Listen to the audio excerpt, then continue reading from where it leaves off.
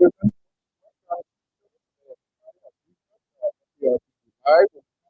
they are here. There's already a little one. This program going to be linked and welcome. Just hit the share button for us, and we will get this program right away. This is the voice of Minister Jemima Walker. Let it go.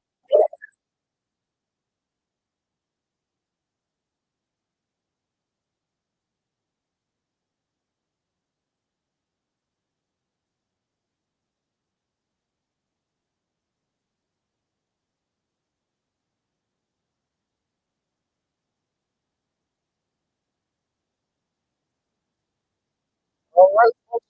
Good evening. We're going to let it go. Welcome to the show. Right here this evening. The panelists are here, and we're going to be having a conversation here very shortly. Just hit the share button. Thank you. Welcome, Mr. Blake, Jim.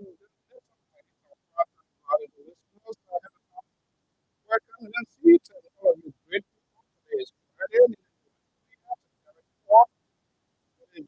us go. It doesn't mean we can see justice for horrific things that happen. Welcome to the show. I have a first yes. Let's start this music a little bit. Good evening. Welcome. Today is Friday. What? Today is the 30th? Oh my goodness, the year is almost, we're almost there. We want to welcome our viewers and listeners across the globe.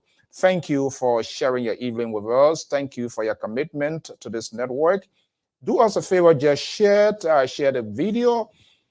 Subscribe to the network as well so that you will get a notification when we are here. Welcome to the show. I'm Alfonso Zienso.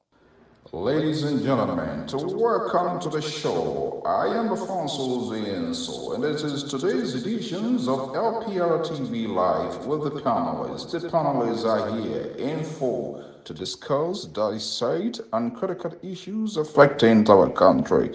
Welcome to the show. I am Alfonso Zienso of the Liberia Public Radio in collaboration with the panelists. They are here in full. Welcome to the show. Okay, welcome. I'm Alfonso Zienso of the Liberia Public Radio and Lpr-Tv. Thank you for being a committed and valuable follower of this network. If this is the first time, we say you are wholeheartedly welcome. On this network, we make it equal, we make it proportionate. We allow our followers, our onliners, to express their views, their opinions about their country. It's not about us. We are just here as a facilitator to get a conversation. And you have a lot, you know a lot better than we do. But probably we just have the time on hand and you are occupied. But however, you are also part of the conversation. This is what you are here. The conversation continues. As you know, we've been having conversations of these potential presidential hopeful, profiling them, their chances, what could possibly be the game changer. I don't know. We're going to be having a conversation today. The elephant in the room, His Excellency, Dr. George Manawia. This is day to day. What his chance with the coalition, the Congress for Democratic Change, will put it off again, or what does it need to do with this volatile political field? I'm Alfonso Zienso. The contributors are here, and we're going to be having a conversation. And of course, your comments, your tweets will also be highly welcome on this network. Thank you so much for being here this Friday. We wholeheartedly appreciate your conversation yet. I will be going to one of our analysts is here. She's standing by, and we'll be bringing her up very shortly and see how the week been going and how was the Christmas and all of that. And then we're going to get right down to the wire. And hopefully the other contributor are going to be coming here. Let me bring in Otilia Joy, is a contributor to the Liberia Public Radio. She's based in California. Let's see here, bringing her. Okay. Just unmute your microphone. Yes. Okay. Oh, hi, Joy. Mr. So. Good Happy evening. New Year. Good evening. How are you? Is that a flight of Liberia? It is. I'm actually in Sacramento for the holidays, and my dad he's a very proud Liberian. He has a little poster of all the Liberian presidents. All the Liberian, oh, that's awesome. Yes, Beautiful. all the Liberian presidents, starting from the first president. So just Jenkins, Ravo, Stevie. Yes. Okay, right. That's That's beautiful. That's a really good liberalization policy. You know what I thought of? Like, is she announcing her campaign to go for senatorial race or why not? You are qualified. You are competent. I know. You know, I you still mean- feel like I need to do my research. You know, it's important to do research. I don't want to be one of those people who just jump on a bandwagon because everyone is supporting this particular candidate. I want to be informed on my own first before I can make a decision and then probably boast about that individual. Yeah. Mr. So, who are you rooting for the election of 2023? Ah, man. Where is this question coming from this evening, OJ? I'm just curious, you know. I'm throwing it back. We're playing tennis. You throw one, I throw one back. That's a valid question, but here is my honest answer. I used to be very active with one of the political parties that are still in it, but I've come to realize too much of deception, dishonesty is the device in the Liberian politics. And so when I get into this, I think you're going to narrow the scope. If I take a decision now to say I'm supporting, don't get me wrong, something will still be in the belly somehow. But once you made a decision to do this thing, it has to come with that sort of professionalism. Yeah. Because I want to be able to hear all sides. Yes. Those that are participating. And so coming out as a chief angle, if I to declare that I'm supporting candidate A, candidate B, candidate C, the whole train is derailed. How can I, if I come and say I'm supporting I'm supporting Mr. Cummings or Ambassador Boyka or Mandela Cooper or other group, tell me how will any of them even come on this network when we want, even though they don't like it because they want to go to places where they think they can get a free pass, but that is okay. But when I take a decision, I think they are more of the water, and the purpose of me, my own authenticity to the conversations, I think it would just be zero, because I mean the trust would not be there. Not really trust, but the biases would be so broad because I would want to protect my own. So I decided not to. I'm just fighting for Liberia. Yeah. I want the best person to win, the person with the visions, with the plan, and how they're going to get it, not just only winning, but to be explicit as to how, yes, we say it is bad now, it's been bad all of the time. So when you come in, you have to bring the convincing point. Let me hear your argument. Let me give you the opportunity to tell me your narrative and even the electorate. And I enjoy pounding questions, the why, the how, and all of that. But if I take a decision, trust me, then the substance of the entire conversation, it will just be zero. So God above, I wash my hand. I'm a human being. I know some little thing will be itching within there, but I'll try to hold it up. I don't intend, and this is why I always like to give everybody the opportunity to come.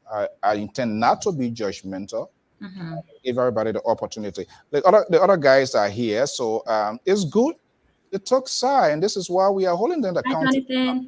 Jonathan Dolacare is a strong ANC assistant secretary. Yes, I saw him at the gala. Yeah, so this one, his DNA is ANC second.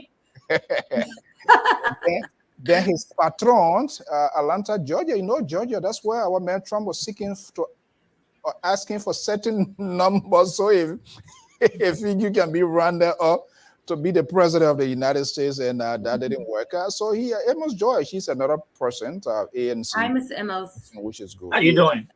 Good. Where does bravery come from this evening, OJ, to ask this question? Because no idea. You know, I was just throwing it back. I need to ask because OJ, I wanted to quote trouble.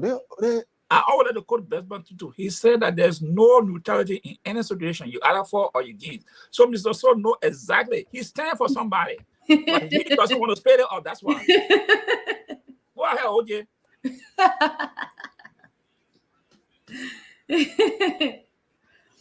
Are you a same quarter? You know that I stand for somebody or I lay down for somebody. I just honestly, let me tell you, Tutu. Let me tell you, if anybody remembers one of the campaigns where there was exchange in asset, but I disclosed my political affiliation here before. There was, maybe Jenington, they remember that there was exchange of, in fact, there's a lady today she have a vision problem, exchange of asset water. You know, it was crazy. I could have been one of the, God bless her. But right now, I mean, I just, no way. That little feeling, it might be there, but yeah, I you know what? It's just not what I think a lot is ongoing, and so we need to bring some sort of honesty, and that's the bad thing of the media. It's good. Don't get me wrong. People that take that is okay. Let me bring this other trouble old man here from the liberal state, something Branto. Oh boy. Hello, Mr. Toe. Happy New Year. We're not hearing you. Happy New Year, George. Good evening, Mr. George. Good evening, Jade. Mr. So. Jay, the one that greeted you Happy New Year, then you instead of referring to me. Jay, who first said Happy New Year, Mr. Toe? That's what I said, Joy. Oh, okay. He did, yes. Oh, I'm sorry. No worries, Mr. Why are we about to discuss about the president and you all jeering in like this evening? Amos Joy. Oh my goodness. the ANC business is not doing real thing for the young man. Okay, well.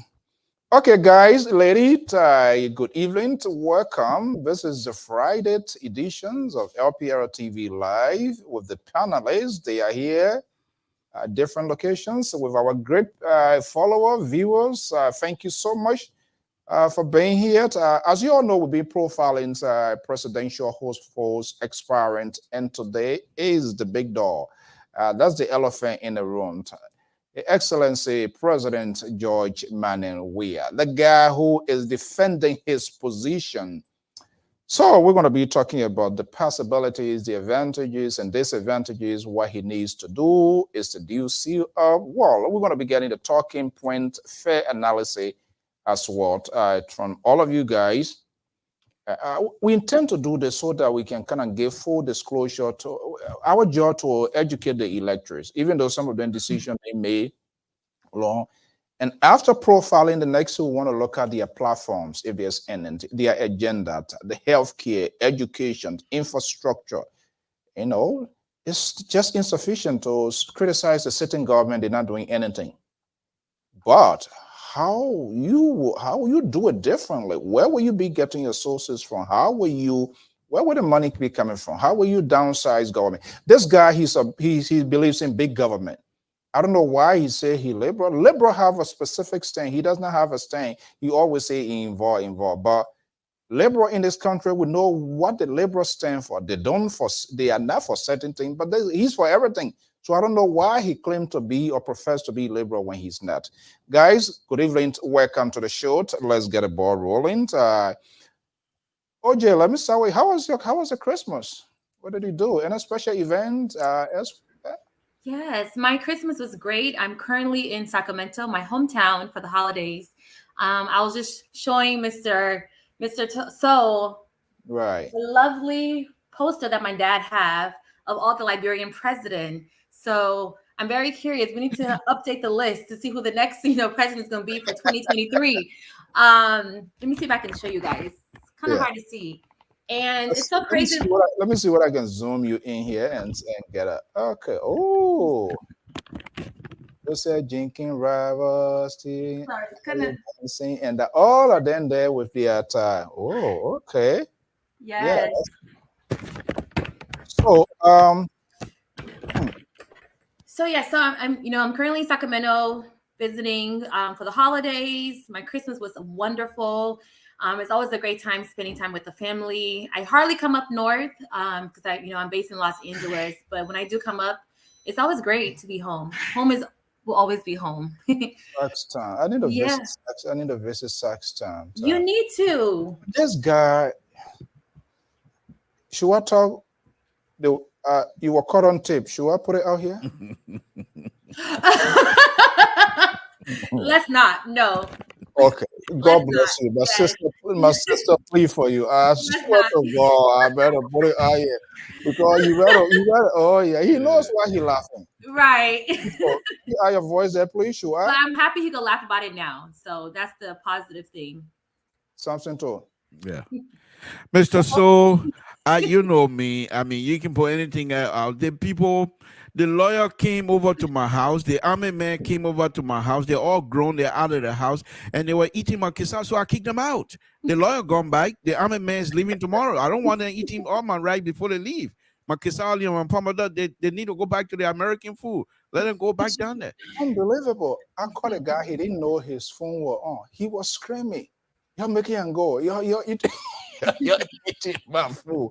So I said, Samson, when you come on air, you're a lawyer, you're a marine, how you just scream at that? Okay, guys, good evening. Welcome to the show. We want to say thank you to all of our viewers and listeners. It's about our country. And so hopefully we'll bring openness, sincerity, honesty. Even if we support people, is important. We are about to talk about the incumbent, the sitting president.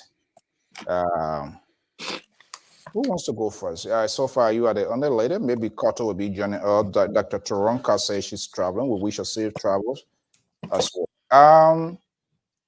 OJ, you want to kick it off, or you want me to go with the guys? The sitting president, George Weah, is seeking to re-election, asking the Liberian people for a second term. The last time around, he sealed it up. 2017 to now, time has involved. Policy has become so polarized and a lot of things going on. So we are wondering here, what are his coalitions? So far, he's been holding. Is it enough? Does he need to add anything? What are some of his pitfall? What he needs to do? Do you think he's in a comfortable position as we speak so far?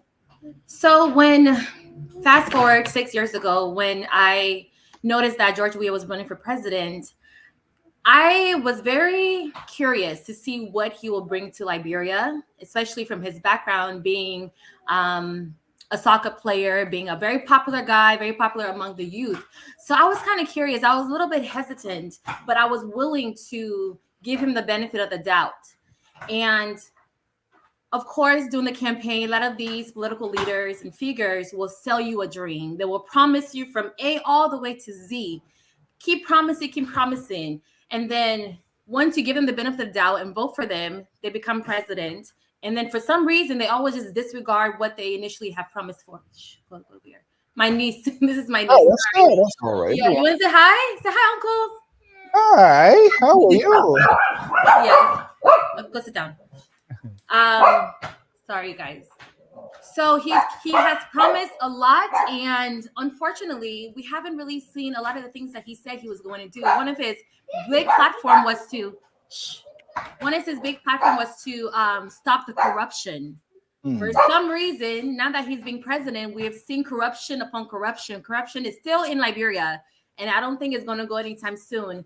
So I feel like he's tried, he paid his debt. Now it's time to move on. Let's find somebody else. We give him the benefit of the doubt. We cannot give him a second term because I feel like he's going to take advantage of it. Even right now, he's being criticized for being out of the country for so long. He's at the World Cup supporting his son. At the end of the day, he's the president of a whole nation. His priority, yes, I understand he's his child, but Liberia is also his priority. He should be in the country, bringing out laws and figuring out some policies about how we can stop the surges when it comes to like food prices, how we can stop corruption, how we can provide more education to the youth, how we can just do more stuff in Liberia. So he does not need to have another second term. He's paid his dues and it's time to move on. That's my thoughts and feelings on him. So wait a minute. You have already set a red line. That's what I seem to be hearing from you. That the first term is okay.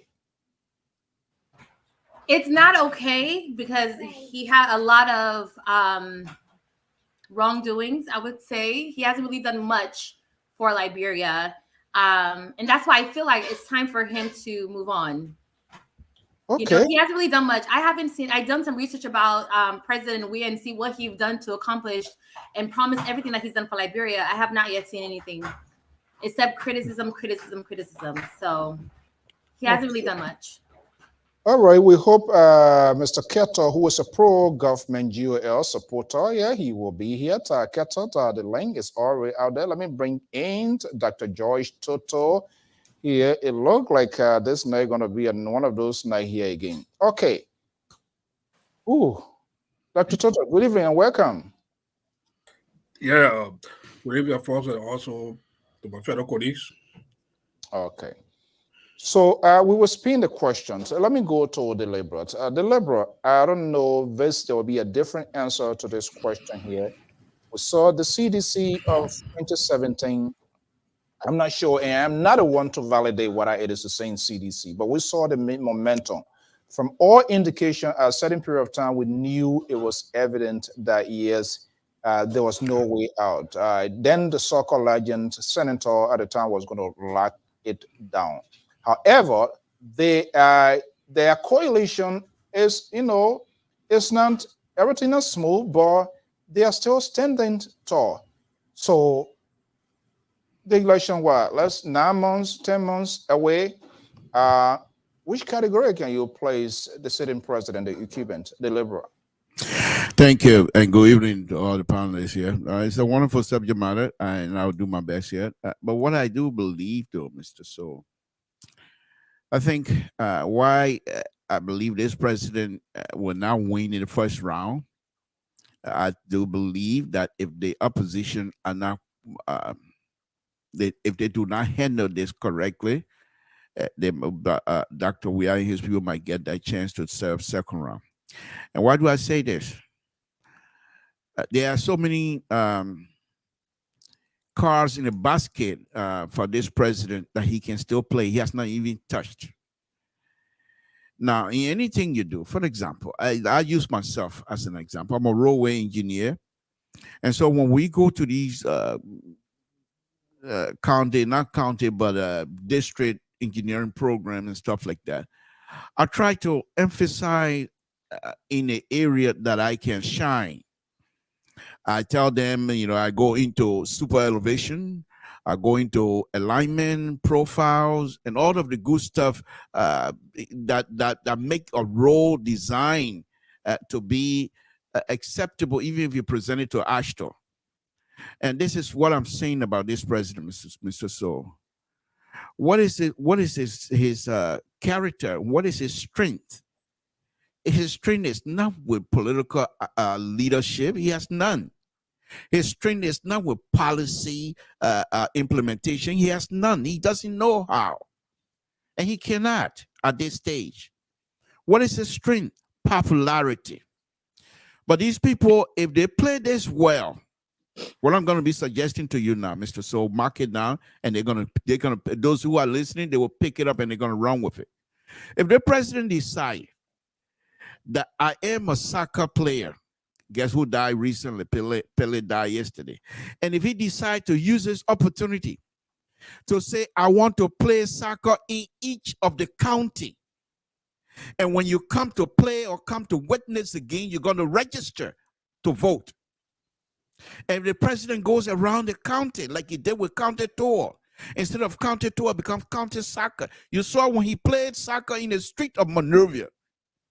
You saw how much young people gravitate towards that. If he does that, if they come across as just saying, we're doing everything, we'll debate later, but for now, let me show you what I can do, and you can't join me, let's play football. If he goes to county and decide they're going to register voters from one county to another, and when you okay, yeah, all right, go ahead. Okay, and if he decided to do that, and they go from county to county, why people come to witness or come to play football along with Dr. Weah, many young people will be willing to do that, and they at the same time they come and register as a voters. That will go a long way. Now, how do then the opposition counter that? You counter strictly by going down to Cloud Town. This election, the winner of this election, will be determined by the one that will speak the more no-go English. You come to the election and you start talking about IMF, monetary fund, and everything, you're not going to, because many people don't understand that. You have to go to the NOCO English, the BTC English, the Clarktown English, the English from West Point, from Nuclear Town. And then when you translate that and put it back into the countryside, people will understand you. But you come out of here and you become a professor, you ain't going anywhere. That would be my view. That would be your view. That's the liberal progressive. This question we're going to be kind of like restructuring it here and there. The birthday lady, good evening, welcome. We are here in the last and final phase of profiling all of our presidential experience or hopeful, for he is a Cuban, so of course. Okay, Dr. Toto,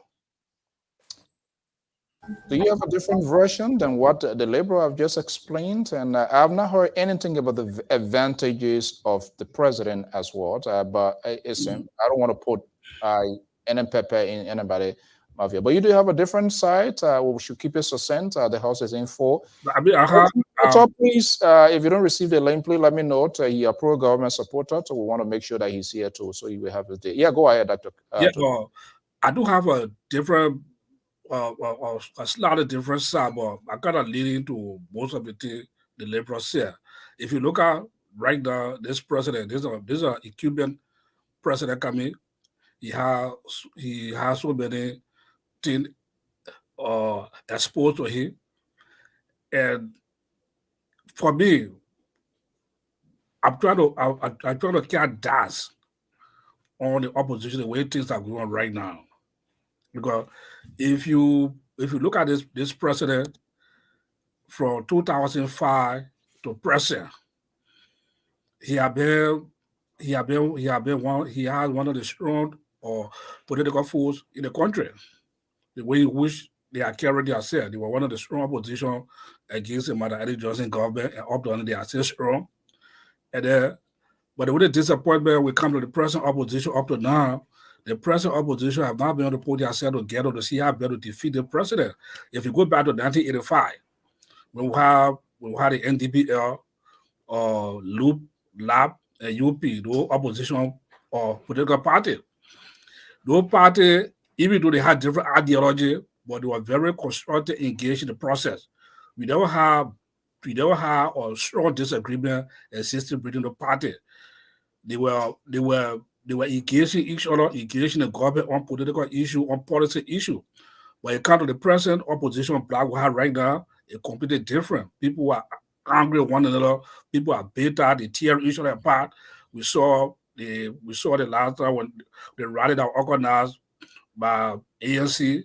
We saw how United Party folks came on social media to demean ANC. They say all kinds of things about that rally. And today we saw Henry Costa entering Liberia today.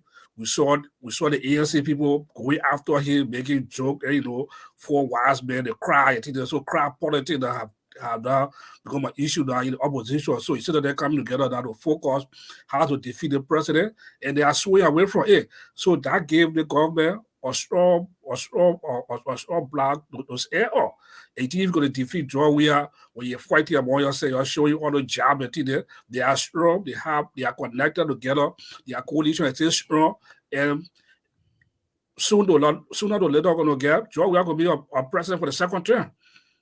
So quickly here to just cap it, there's some nervousness within you, Dr. Toto? Definitely so. Okay. From what I see going on. All right. Let me go to the Garden City to get some hot pepper with this core here. Maybe the pepper going to dilute this conversation in a different context. Let me bring in our senior contributor, analyst, Koto Jalabalayan. Koto, good evening. Welcome. Good evening, Mr. So, and good evening to my sister Ojid and all of my brothers here, Mr. Todd, Mr. Toto, and Jonathan, Mr. Josh. I just glad to be here in the midst of you guys. I want to say hi to our Liberian people in Liberia and around the world. No, we're not pushing anything right now. Yeah, there's some you want to settle that? You want? I'm sorry for that. There was this Yeah, background go ahead. noise. And I was greeting our Liberian people. I all around the world. I'm just glad to speak to all of you here today. Those that will be coming later to watch us, I want to say you are welcome and we are happy to be here with you guys. And if I'm not making a mistake, I think you are asking what is this The government? president, the Cuban president, as you know, been profiling here. Seditions, those who are supporting the government, they say 12 years, the 6 plus another 6, they're 12 loading. They say they're going to seal it up. They are in good shape. You listen to what Dr. Toto says, some neverness in the making here. What do you think? Do you think the president is comfortable considering what is unfolding? What do you think? What he needs to do to? I don't think you're going to give advice anyway, but for discussion purposes. Yeah, What, thank you so much. For Incubian to be considered successful, there are a lot of bullet points for me. I look at critically, and based on those critical analysis that I will make, I will determine whether the person obtain a second term or is not allowed to get in a second term. And for number one on my bullet point, we talk about the foreign direct investment into a country, because for a country to become successful, there are a lot of characteristics that you have to be successful in. You must first get foreign direct investment, or you have a direct government production or direct government direct development from your resources that you have to have your economy growing. But for what I have seen for this Cuban, I find it difficult because so far I wouldn't see where the resources come from to upkeep the government. And if I may say that, then where is the resource coming from? We see bulk of our resources use is coming directly to be paid for, to be used for government employees paid. And if that's the case, then how do we get our government to develop? How is the growth of the economy? For me, those are issues that I look at critically. And when it comes to, again, considering government successful, we look at security. I One of the issues we have right now in Liberia is insecurity. We have had numerous of deaths occurring in the country up to this time that have not been come to investigation or full closure or even partial closure. And those are issues that are critical when you're looking at a government staying in power, And if I can just go on, and I will just go on the resources, how equally is distributed among the citizens.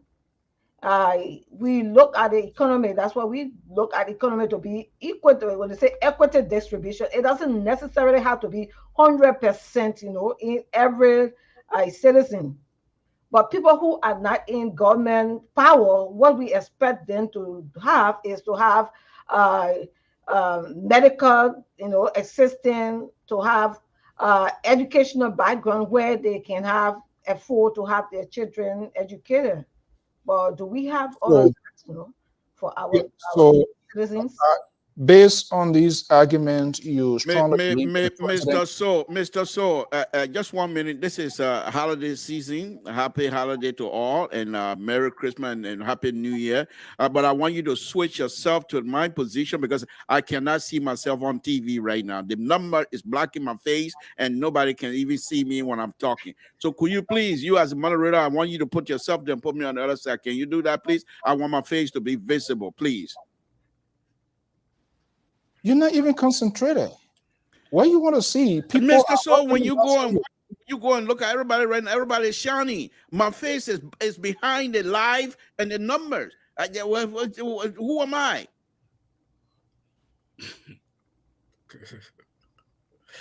Okay, Mr. Tour. Okay, I hope your concern will be really taken into consideration. Yeah. I am a contributor. I am a panelist here. My Say, views are let me very see. important. I think I can. Bill Carson, Abu Kroma, do you guys have Zelle or cash out? Let me cash out this Samson guy and get him off my back once and for all. This is ridiculous. I mean, this guy every day you always putting your foot in your mouth. You say sedition can put it, or you putting your own oil in your throat. So what you want me to do now?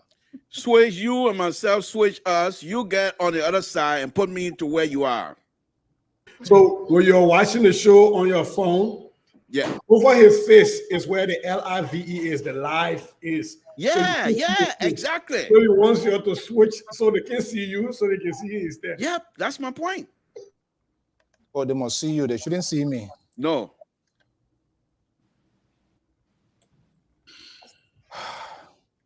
This is how coup d'etat starts in Africa. They never satisfy. You made them minister. They want the next thing they want, boss your door in the money. Go on this side. Let's see. Are you okay now? Yes, thank you, Mr. Soul. Yeah, I don't know. Okay, Mr. So and Mr. To, based on the few, I have many are able for the sake of time. I cannot. Okay, we'll do that because I think we got a crowded house, so we're gonna. Yeah, they were so crowded. So I will give that. Maybe if I'm given a second chance, then I will have more of them to analyze. And based on these, I would say that I am not comfortable of giving them a second chance, because it's like giving them a second chance will be like a depleting of resources or depriving our citizens from what they have to get the immediately for health or education. Those facilities are supposed to be given to these people. If you give this president a second term, they would not get all of what they be as citizens. So okay, all right, thank you so much. Sissy, good evening, welcome. Jonathan.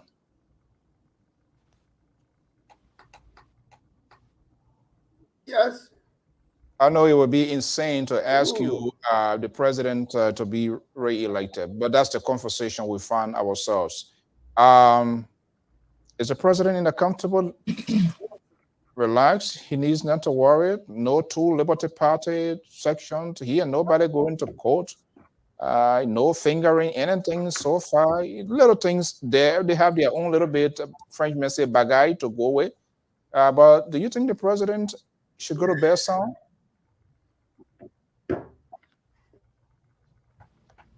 I think it was program, I guess, is one major program to the end of the year. It is quite important. I want to say thanks to LPR for the service it has provided, along with all its panelists who have made selfless contribution to always appear here despite their personal responsibility they have here in the diaspora.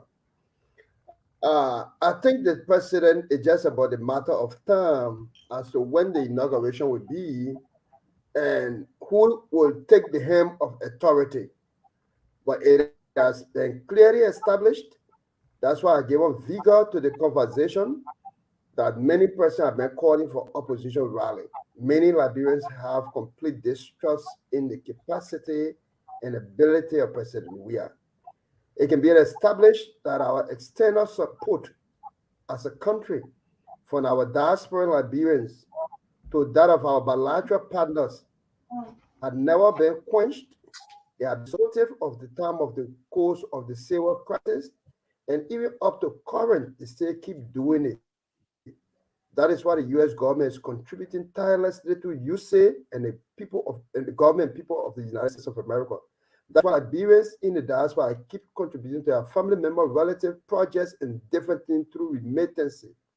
On the part of the government of President Weah had demonstrated zero tolerance of countering corruption to the extent to which the Treasury Department that created the condition, or that we decided to create a condition of having dual currency in our country, has sanctioned 3 of our senior government officials who are friends and connected to President Weah, and no action has been taken in terms of investigation as pronounced.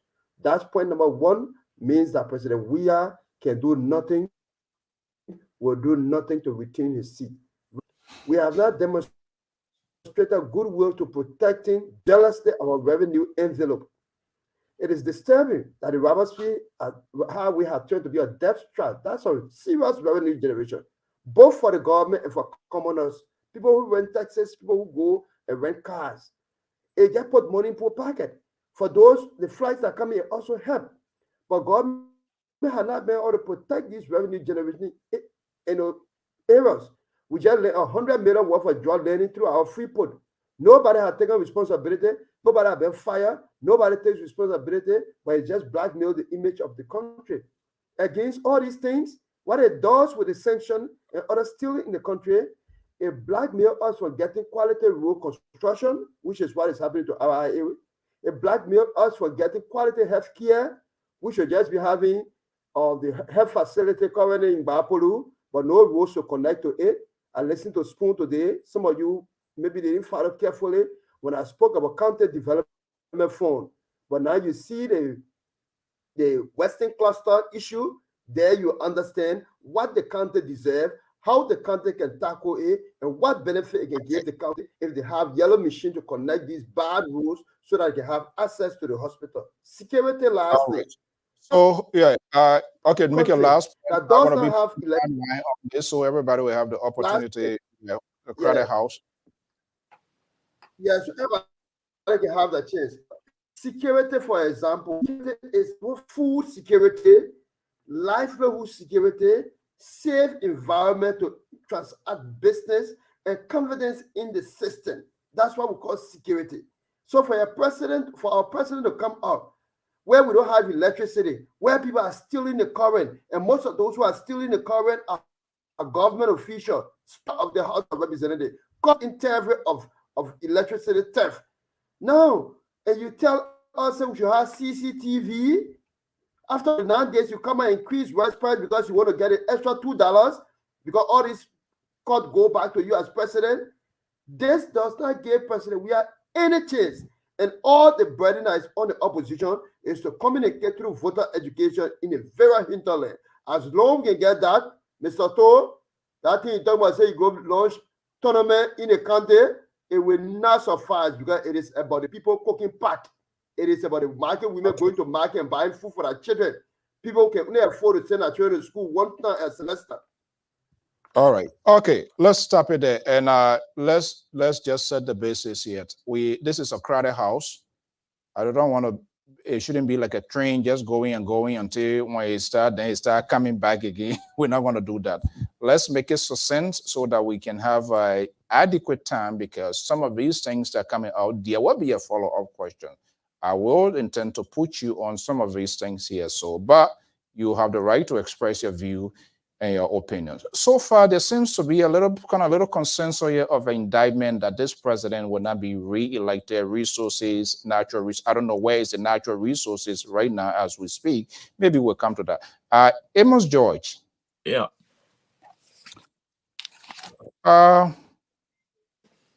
What's your side of the story?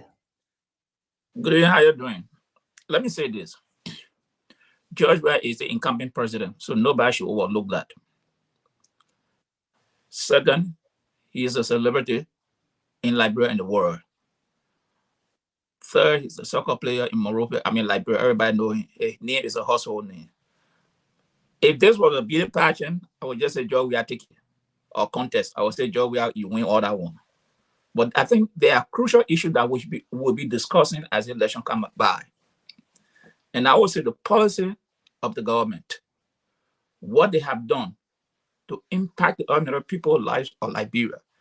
These are the issues I think we should be discussing and what the opposition is going to put forward. But for now, George Weah, 2017, George Weah had no fault. He was clean, white as snow. He could not defend any record. He had nothing to defend. He refused to go to a debate. But this time, he has a record to defend. And he will be questioned about what they promised the Liberian people. I always say this is not about, it's just the same, it's just George Weah's own question I asked them. Number one, They said by the end of the first 6-year term, they would have gotten about 600,000 people out of poverty.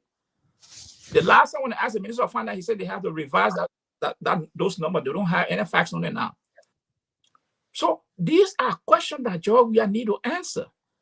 His policy towards education. What has he done in Nimba, in Lofa, in Maryland, Sano, in terms of education to improve the quality of education in those areas? Healthcare, what have they done in 6 years? People security, the unexplained debt in Liberia. We just saw this going on Christmas Eve, that Zokos took the street of Morovia, almost a mile plus, no security, and they went and started grabbing people's stuff. That is a very alarming and concerning thing for any country, not just for the local, but for the international world. So these are questions George Weah and his government will have to answer. These, I think, will hold the government for. So if, I always say that, if every Liberian, majority of feed that, you know what happened? School, hospital, clean drinking water, childbirth, we don't care. We just want George Weah.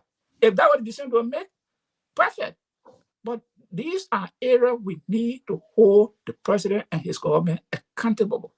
The recent increase price of rice, Samuel 3 months ago, he said no. Not only the watch. George, we're not going to increase the government, we're not going to increase the price of rice. We need to turn around, it's going to the other $2.50. And government employees today are complaining that they are not, what they're making is little or nothing, $50 to $60. Just before last, MC as a teacher was striking. Now, if the government is doing so well, why these people be doing all this in the country? So these are questions we need to ask President Weah. I don't want to do in the opposition. It's not that everybody must come together before they can win an election. No, it depends how you're going to run your campaign and your message, your policy that will impact the ordinary people of the country. So let me just start there because got other people. Okay, is Sissy with us? All right, I believe Sissy is, let me just getting off here. When I see him in the backstage, I'm gonna bring him.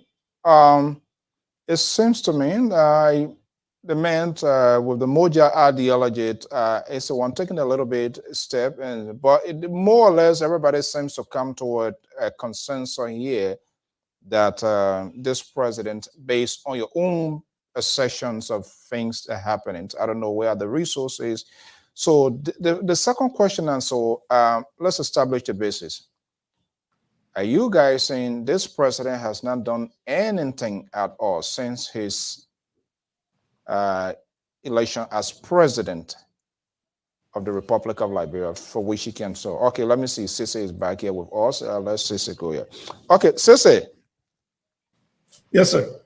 Okay, you listened to all of your colleagues just before you came on, but pretty well they are forming a strong coalition. The coalition that was never even formed at 85 with Justin Doe. Justin Doe, when they asked Doe to bring in backers, he said they are the Moja, they are the socialists. So he never wanted to form that coalition until after the election. Then he decided to call backers to do that here. That seems to be the direction here. I didn't hear any of the folks. There was a little bit apprehension of Toto. Dr. Toto is a little bit worried of what is happening within the opposition. That could lead this president for a second term. But the rest, pretty well, they all voted in one vote, said this guy cannot be elected. Do you have a different version? So I listened to all of them. First of all, compliments of the seasons to all of you. I listened to all of them, and I'm struggling because I don't know what the question is, because I think people are answering two different questions. There are some people answering whether George Weah deserves a second chance, and there are some people answering whether he can be elected. So I think those are two different questions. In my opinion, where I stand, and everybody knows this, I don't support the CDC government. If the question is, should George Weah be reelected, then my answer is no. And I can list a plethora of reasons why. But I think if I understood your question is, can George Weah be elected? And to that, it is a resounding yes, he can be. And that is when you just look at the data, when you look at the numbers. This is not about what I want, it's what the evidence is before us. You have over 10 political parties in the opposition that are splintered. And everybody is taking a stab. Everybody is Mark Anthony at this point. And apparently, you know, we're all looking for one Brutus to keep stabbing in the back, right? And so it does not. There is no way somebody can look at that, what is happening in the opposition bloc, to say that the numbers are there to defeat George Weah. It's not going to happen if things continue to go the way they are. And so what's my wish? My wish is that President George Weah is not reelected. What is the evidence? The evidence is that if things continue to go the way they are going, regardless of whether we can list the GDP, list the foreign direct investment, list all of the flaws of the government in every Harvard terminology possible, George Weah will beat the entire opposition, because the opposition, they're fighting for a small segment of the population. George Weah has his people who are diehard. There is that percentage of Liberians, it doesn't matter what George Weah do, they will vote for him, just like Trump and the MAGA war. So if the opposition is to unseat George Weah, better things has to happen. This entire thing about shooting themselves in the legs and everybody going after everybody else and everybody think they got a louder voice or they got the most control over the English language is going to go out and destroy everybody else in the opposition. Nobody else is going to beat George Weah if the opposition continues the way it is. So to answer the questions the way I understood it, should George Weah be re-elected? No, if I were voting, I wouldn't vote for President Weah. But if the conditions on the ground, does it show that George Weah can be re-elected? Absolutely, yes. Okay, as you guys know, we've been having this conversations, and always there's a follow-up questions. And I know you all have your own political garment, which of course you would like to defend. But we are having this national conversation for the good of the country. There seems to be some consensus, and there's a little bit the Valley House. Other people seems to be have a different version in terms of that. OJ, let me come to you, and I hope we can just keep it succinct so that we can push the board around. What I didn't hear as well is on the flip side of it, I'm a free thinker. I always like to think of both the winning and side as much. I mean, that's the reality of today. And Sister just said it right. You have a high court of seditions, no matter what. Yes, Dr. Weah, he didn't go to debate the last time around. There's no evidence if he even wants to go there. You will choose to say, well, I'm not going. I'm going to talk to my people. I want to go on the campaign. You can't drag somebody in the debate hall. But there is an alarming concern here, what is happening within the opposition column. And there was a reason that brought in the 1985, because Jackson Dole, that was the call, that was the cry of the Liberian people.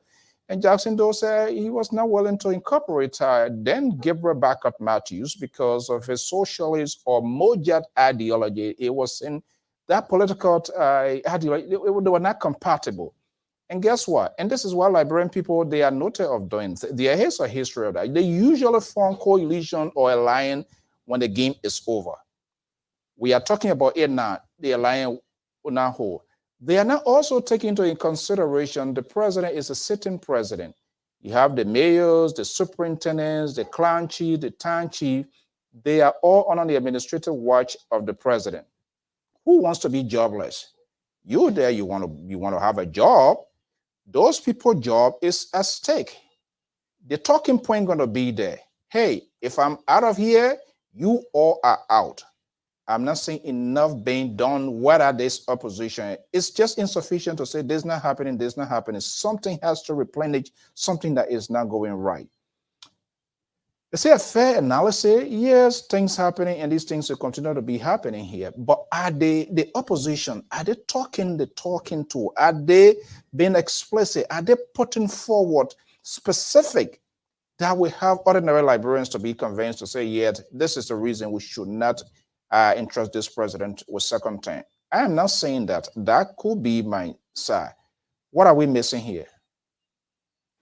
That's a very valid analysis, Mr. Stowe. So It's very scary to think that, someone who's not doing a great job, but because he has supporters who are die hard or fear losing their jobs are just automatically going to vote for him.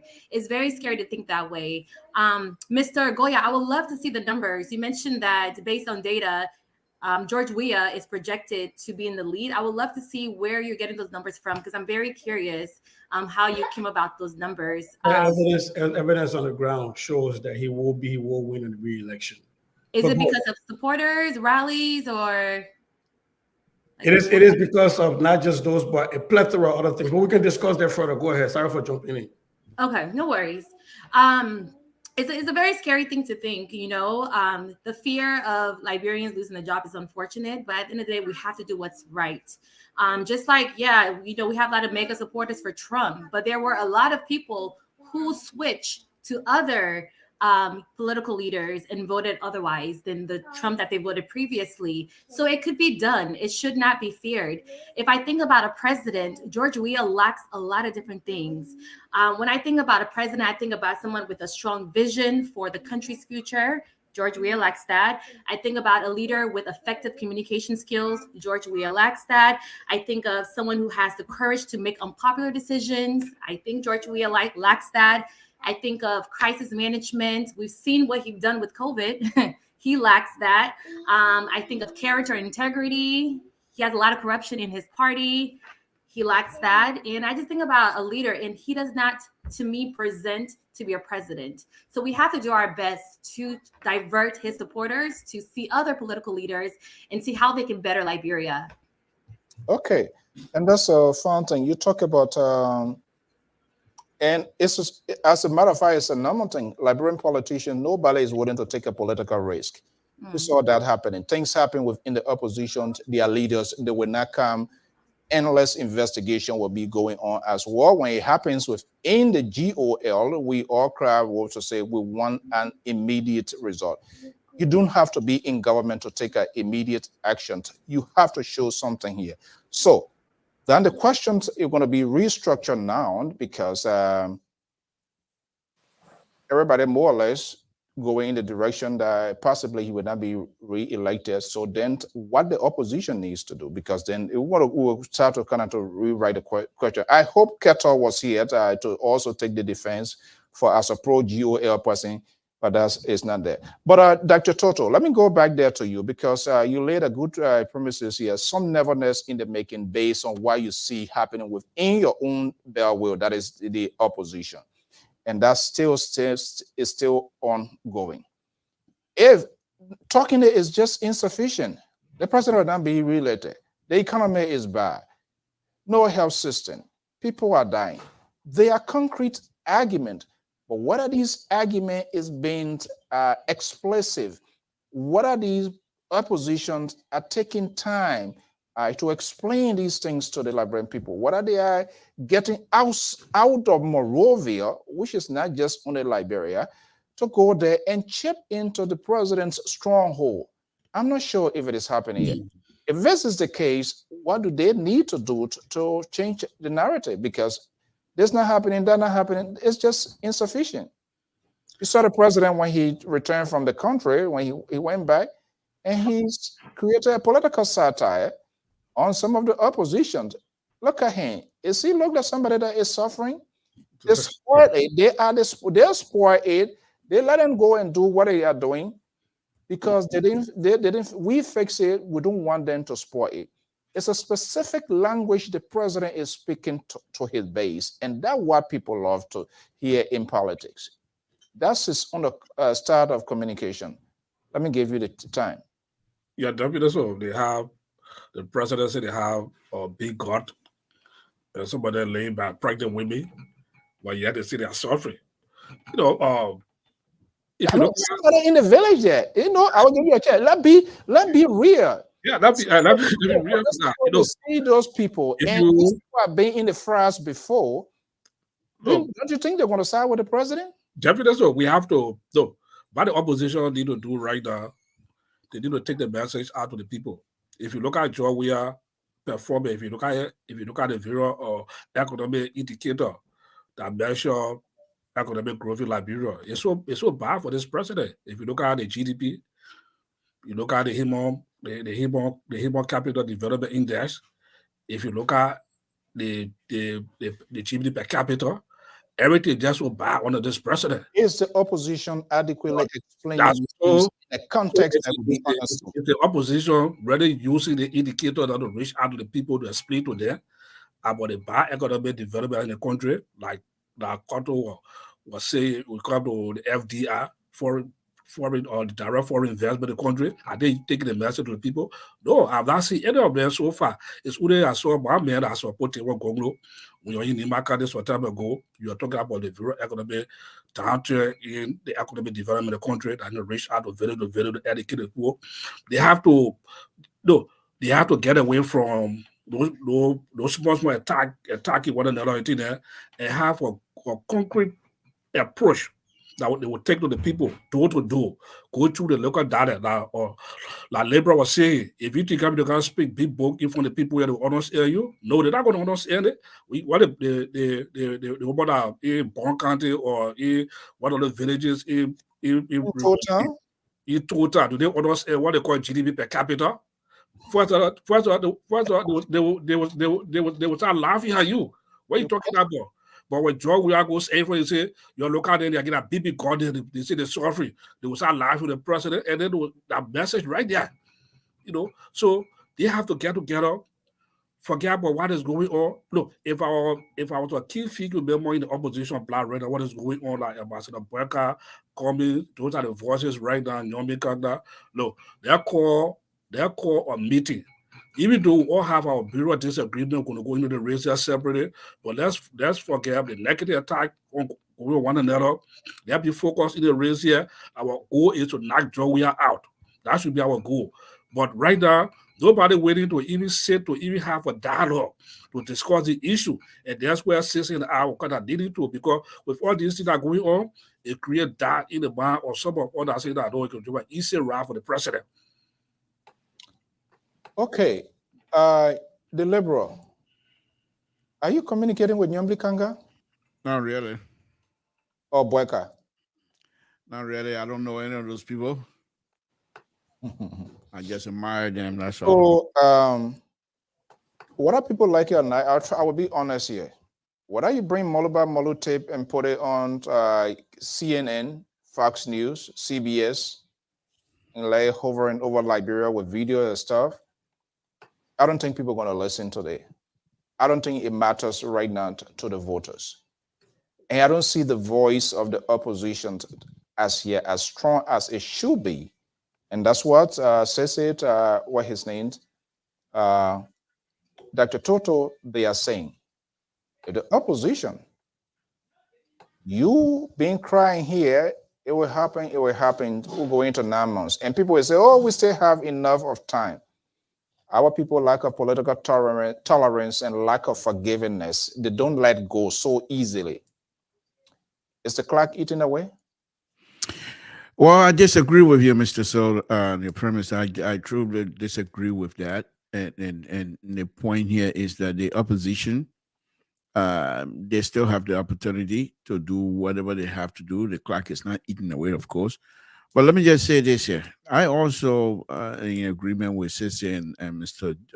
Dr. Toto in that Dr. Weir, he can win this thing second round. You put anybody against him, he will win it if they're not together. Look at you can't let the crowd in the Liberian political arena fool you.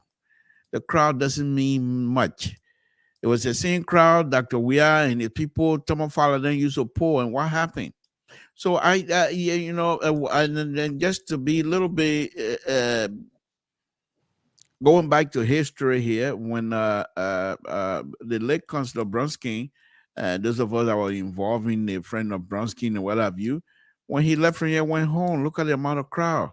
In fact, because of that crowd, I truly believe he made that statement that God have ordained him to be president of the Republic of Liberia, which turned out not to be the case. But Mr. So, look, I'm saying that I will say it again.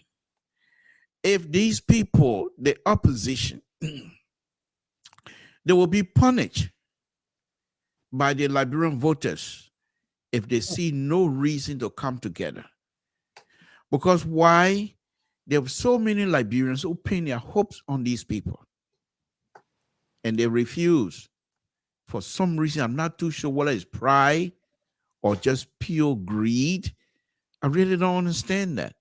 They refuse to come together at this stage. You would think by now they will start the process of even coming to have some sort of a communication among themselves. And that's all Liberians were looking for. That's all the folks from CDC, some sedition, are tired of this government, to be honest with you. But what are they going to do? What is the alternative? None. And they know that you cannot win an election in Liberia as a single candidate. You can call Samson To, who is the most popular person on this network, to come and be your vice president. You're not going to win the election. And yes, it's a sad thing here that these people face to realize. Those of us here in the diaspora, we have no voting right. We cannot vote. And so, but they play well on this side. Let me say this again. If the opposition want to take this thing, they have to play the way the Liberian people will understand. My people, you can't see something, you can't see something, you can't see something. You're not going Ralphie Highway. You'll see the whole day here. You don't think that people will die? Look at the kind of thing that people are doing to us. Then when we're talking to Daniel said, the man doing that, he can't, if for one whole we were out of the play. Look at the kind of thing. You take them to West Point. You take them to Nuclear Town. You look at the sea carrying your town. All of you sit down here. The sea carrying your town. Eh? What kind of business is this? You start speaking like that. You get out of the fancy car and go to the parking lot, to the Memorial parking lot, and you start having conversation with some of the people. The Yana boy, you go and start walking on Broad Street. The funny thing, Mr. So, that is very painful for me is that many of these opposition, Mr. So, many of these opposition. Hold on, I'm here to question you. Don't. Yeah, I need to. You don't just to do it. Who should be walking Broad Street, West Point? Joseph Boyka, he's one of the opposition. That's your supporter. Mr. So, I'm asking I'm because saying the opposition. I'm not going to be sick. I'm not going to single out people here tonight. And this is what you do. I'm glad tonight you're not wearing your hat, but perhaps you're still a conservative. So I'm going to deal with you from that perspective. This is what I'm saying. I'm not going to single out anybody. I said opposition. Now, if you don't mind for me to finish my point. So you're not going to, what I don't want you to do to the liberal is to try to bamboozle him to accept your conservative ideas and answer your question the way you want it to be answered. This is not a courtroom. This is not Judge Judy court. So please, let me learn. But here's the point that I'm making, Mr. So. These people, the opposition, you start pointing these things out. Take them to the present day. When the project, the Door Community Project, that was a hallmark of President Weah, what he has done. Take them there and walk the Door Community. Let the press follow you and see how ridiculous this whole place is now. And you point these things out where Liberian people can see what they will see. But you get in a car, you ride car, Google car. They can't see you. Then when you're ready, you go on the television stuff and try to pronounce and do X, Y, and Z. It's not going to work. And I bet you, a few months ago, almost out of the beginning of the year, Samuel told us something. That wait until you come 2 months, 3 months, or even a year before the election. We will do something that will be meaningful, impactful, and the Liberian people will recognize us as a true leader of this country. They ain't done yet. They are not done yet. Look at when Dr. Weah got to Monrovia. You saw all the kind of stuff you were putting together. He became so brave to call people shut. He became so brave to call people's stomach. When he stomach, people can question that too. But because he was so brave to the fact that people believe he can do whatever he wants to do. Is so that this thing is very serious. Is that offensive? Excuse me? Do you see it offensive? No, my stomach is big too. It's not offensive. I mean, people, I don't know. You remember Mr. So why you think when you and myself go somewhere, I don't like for you and myself to walk side by side? I sure you talk. I don't want you and myself to walk side by side. I'm just saying that this has been a tradition. It happens here. You remember what Samuel Doe told Jackson Doe? He said, "You don't elect the men. You would take your contract money and go do surgery. You want ugly president." Mr. So that why you and myself when you and myself go places, you wouldn't walk side by side because you tall are short. I don't want people to look at me. Say, look at the Mr. So that's the reason. So please. So Kebe, Koto, let me come to you. Yeah, we all saying, people are saying this president will not be re-elected, countless lists, but is the opposition doing enough or just saying it? Do you think saying it will perfect that, would change the narrative, would change the decision of the Liberian people, or by then just figuring out, okay, this is what they're going to think of. Auditor died, 3 missing boys, this one happened. We have not gotten investigations. All of those, which of course they are valid argument. Is that enough to school the electorates, to make them, to give convincing something without replacing it with something, vision, agenda by the opposition to say that the president will not be re-elected? The thing is, not just coming out to say we don't want this president to be re-elected. There are tangible reasons. Okay, you're looking at your life now and look at your life before and compare it and think about the future also, because those are things that we will look at when you're making decisions. Can my life be better tomorrow with this situation, or my life was better yesterday than where I'm in? And those are the things we'll be running the campaign on. Okay, last year or the last term, where were you? This term, where are you? And where will you be the next term? And the analysis will be, if it is favorable for you, then vote for George Weah. If you think it is not favorable, there are beautiful candidates out there. You have the right to vote for any of the candidates. It is not forced to say, okay, because these people have not come to be want to be unified, I can't vote for any of them.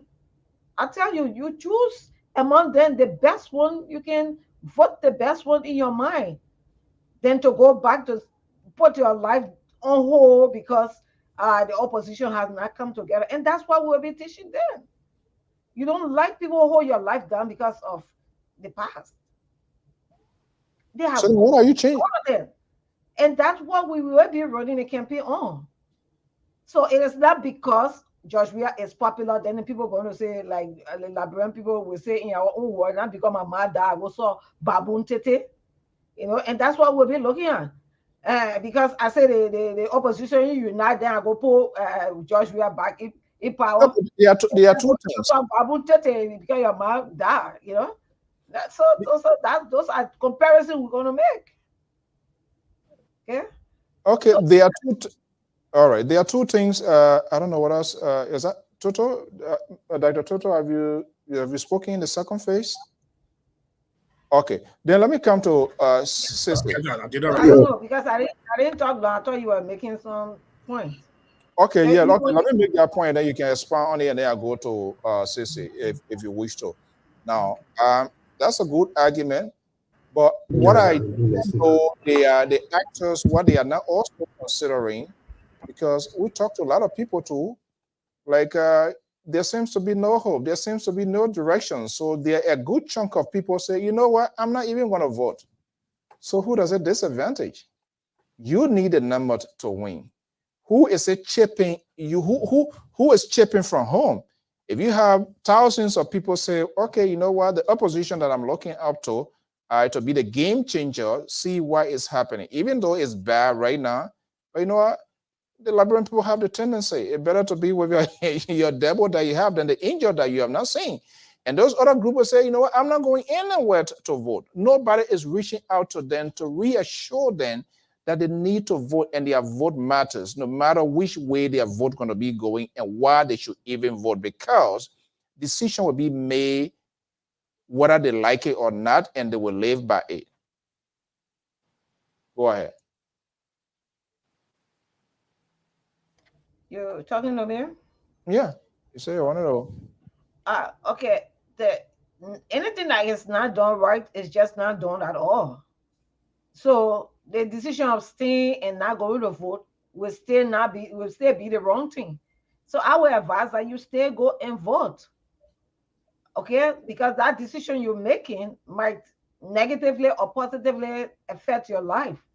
So to better positively affect my life is to go and vote for the best candidate. Don't sit there and say I'm not going to vote, because you don't vote, it affects you. And if the wrong person is it doesn't affect you. Who determines the best candidate? It's the voters, the electorate.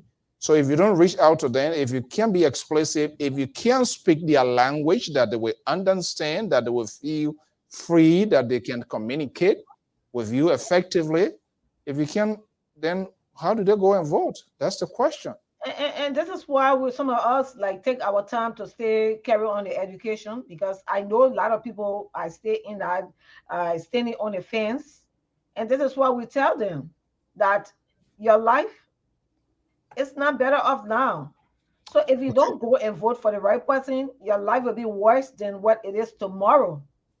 So we have to make it clear to them that, because not many of them will know the effect they have. Like, I'm not going to vote. I don't care. You don't care is going to affect you. So don't sit there. We clearly tell you that if you don't vote the right person, it will affect you. And if you sit and don't vote, if the wrong people put the wrong person in, you will still be affected. So make your voice heard, because that's the strength you have. That's the strength anybody have. That even when I that's why I said I was done supporting, Costa at the time when they were talking about forcibly taking the president from in power. No, I don't support things like that. The one I support is to encourage people to go and vote and make your voice heard. And your voice is powerful at that time. It is needed. Okay. All right. So let me get usable that time and exercise your right. All right. Let me Sissy, I'm not sure how volatile, how serious this whole thing. I don't know how the opposition column or electors or ordinary Liberians are taking it to be. The language, the tone, some anger factor in it. I don't know whether that can bring a resolution to this whole thing here. But we are at a crossroad. How can they fine tune? Do you think they have found their voice against this president enough? If he used to be a one-term president, that's what I try to figure that out. So the first thing I wanted to address was that, when people run serious political campaigns, and I said serious underscore, what they do is they look at the past elections. Even if you didn't participate in that election, you look at what the winning numbers were to determine what your winnable numbers are, because it's about 1.5 times that, right? And then you start to look at when you participated, what your numbers were. And then you start to say you can move from there. So anecdotally, the evidence there is that now you have way too many political parties that are serious in this race compared to the last time, right? You got Gonglo, you got Abuakai, you got Komis, you got a sitting president, George Weah. Even if George Weah were to lose, say, some numbers, and this is very difficult because he's a sitting president, that comes with a lot of benefits. That comes with the fact that every time he speaks, he's campaigning without campaigning. He has that upper hand with a bullet puppet. Every time George Weah speaks, it's a campaign. He doesn't have to wait for the election commission to declare campaign season open. Everywhere George Weah goes, it's a campaign, right? And so he has that. And so when you are looking at that, you can look at that data and say, well, based on that past, we can see that it's going to be difficult to unsee George Weah. Can anybody here really tell me that today, in their mind, be very truthful, put the other partisan hats down, knowing fully well I don't support Dr. Weah, and I support Tewan Gonglo, and I think Tewan Gonglo is the best choice in the race. if elections were held today, do we really think George Weah will come third place? No. That would be very difficult. No. And so what that means is that we almost certainly know that George Weah will be going to round 2 with somebody. Yeah. And the evidence from the last time that has been even more, that has been acidic this time, because somebody said the well has been poisoned. Back then, there was just small kojurubu. This time, it's actually poison in the well. When Alexander Benedict Cummings refused to publicly endorse Joseph Juma Boakai going to round 2, they didn't have any friction back then. And I understand my brother said he supported behind the scene, he gave money behind the scene. Yeah, that's fine. We're talking about public, right? There was no bad blood, at least that we knew of back then. Do you really think now, with all of the vitriol that's been going between these camps, that somehow Alexander Benedict Cummings is going to round 2 with George Weah, that Joseph Nyima Boakai and Henry Costa and the rest of those people that are the handler to Umar Boakai will come out publicly and endorse Alexander Benedict Cummings or the other way around? That is not based in any fact. The other piece is that, you know, we're making this thing look like it's a binary choice between George Weah and the opposition. It is not. It's not a binary choice. Just because I don't want George Weah to be president does not automatically mean there's no one person in the opposition I'm voting for. Because if that were the case, then we're having a different conversation. But if I check, I don't want George Weah, no, this look like those who do programming. This is like an if-then statement. I don't want George Weah. What's the next thing in the loop I'm executing? Now I got 10 other people to look at in the opposition. These 10 people in this opposition, I'm looking at it, maybe say 3 because the MOL is not here tonight, but look at 3 and say, okay, between these 3, now who do I go for? Do I go for Tewan Gonglo? I would say go for Tewan Gonglo. Do I go for ANC? Jonathan will say, yeah, go for ANC. Do I go for Boakai? My sister Koto will say, yeah, go for Boakai. There's no one for you guys. That person only got 1 vote cast in the opposition. So you don't have a coalesced, codified, and condensed opposition. As a matter of fact, even these very same opposition shooting each other in the leg every day. Right? So I am not answering. I think the question again, I'm struggling here is my point on this show tonight is not to say that George Weah is the best choice. I know of all of the economic indicators. Just last night, I was checking my SendWave account because tax season account. I trying to see, I saw my W-2 online. They tell me how much money I made. I trying to see where all our money went. I'm looking at much of it. I tired sending money through SendWave. I know the economic conditions on the ground. I know the academic conditions on the ground because I sponsor students in school in Liberia. And I used to do teacher training in Liberia for free. I know the medical conditions on the ground. I know the security conditions on the ground. But I think if I understood what we had in the chat room for tonight was to talk about the chances of George Weah winning president, not whether I want George Weah to be president. I don't want George Weah to be president, but I'm just looking at the facts on the ground. And the facts as they speak right now, if the opposition political parties, first thing, they can't come together. They cannot be any more CPP like it was before. It's not going to happen. But what they can do is at least speak to the issue. Where we differ, we tell you where we differ on substance. Instead of calling somebody short baby police and calling somebody old and you got battery in your hat and all of these things that do not talk about the kitchen table issues for our people. So when you talk about speaking, you know, what we usually forget sometimes in Liberia is there are very great orators. And there are some people who are good communicators that don't speak proper English. George Weah is an excellent communicator who doesn't speak proper English. And George Weah, that's his brand. If you go to a George Weah speech and he doesn't have a faux pas, and miss the English language, then you're not out of George Weah stuff. So that is his brand. His people have come to understand that, they've come to love that. That is the reason only a George Weah can stand and say, the other man, Bibi got in here, then they say they're suffering. Because the people, that is his brand. If an Alexander Cummings tried to say the same thing, it will not sound right. It will not come right from him. If Omer Boakai tried to say the thing, it will not come right from him because that's not his brand. That's only a George Weah that can go on Macklin Street and put football, slip out and play football in the street, and people think it's okay. And it's not coming trying to do that. People say, oh, the man trying to do something that I'm fitting. By Miami try, say, go bring ambulance near him, right? So you got to find your niche, and that's what I think Dr. Toto was saying. For me, if I were seriously involved in any serious campaign, the first thing my political person needs to do is to find their brand. What is your brand?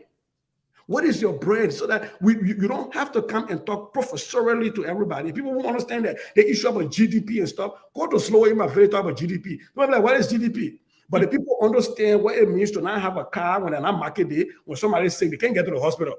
The people understand that, right? They understand what it means that back in the day, market day, when you finish selling when you made a whole pounder, you made an oil, you go sell it in the market, you were able to pay your children's school fee and be able to have small money, but now you don't have it. They understand that.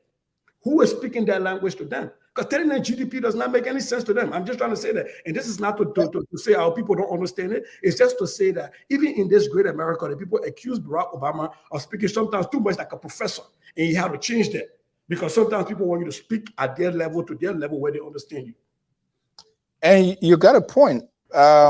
Yes, the message was there. But we also remember he's the Cuban president. So his on the talking point going to be different. That brings me to the point I'm wondering here, based on the analysis that you have just provided here, what are most of our politicians and those who even looking for these big offices that did what they call public speaking?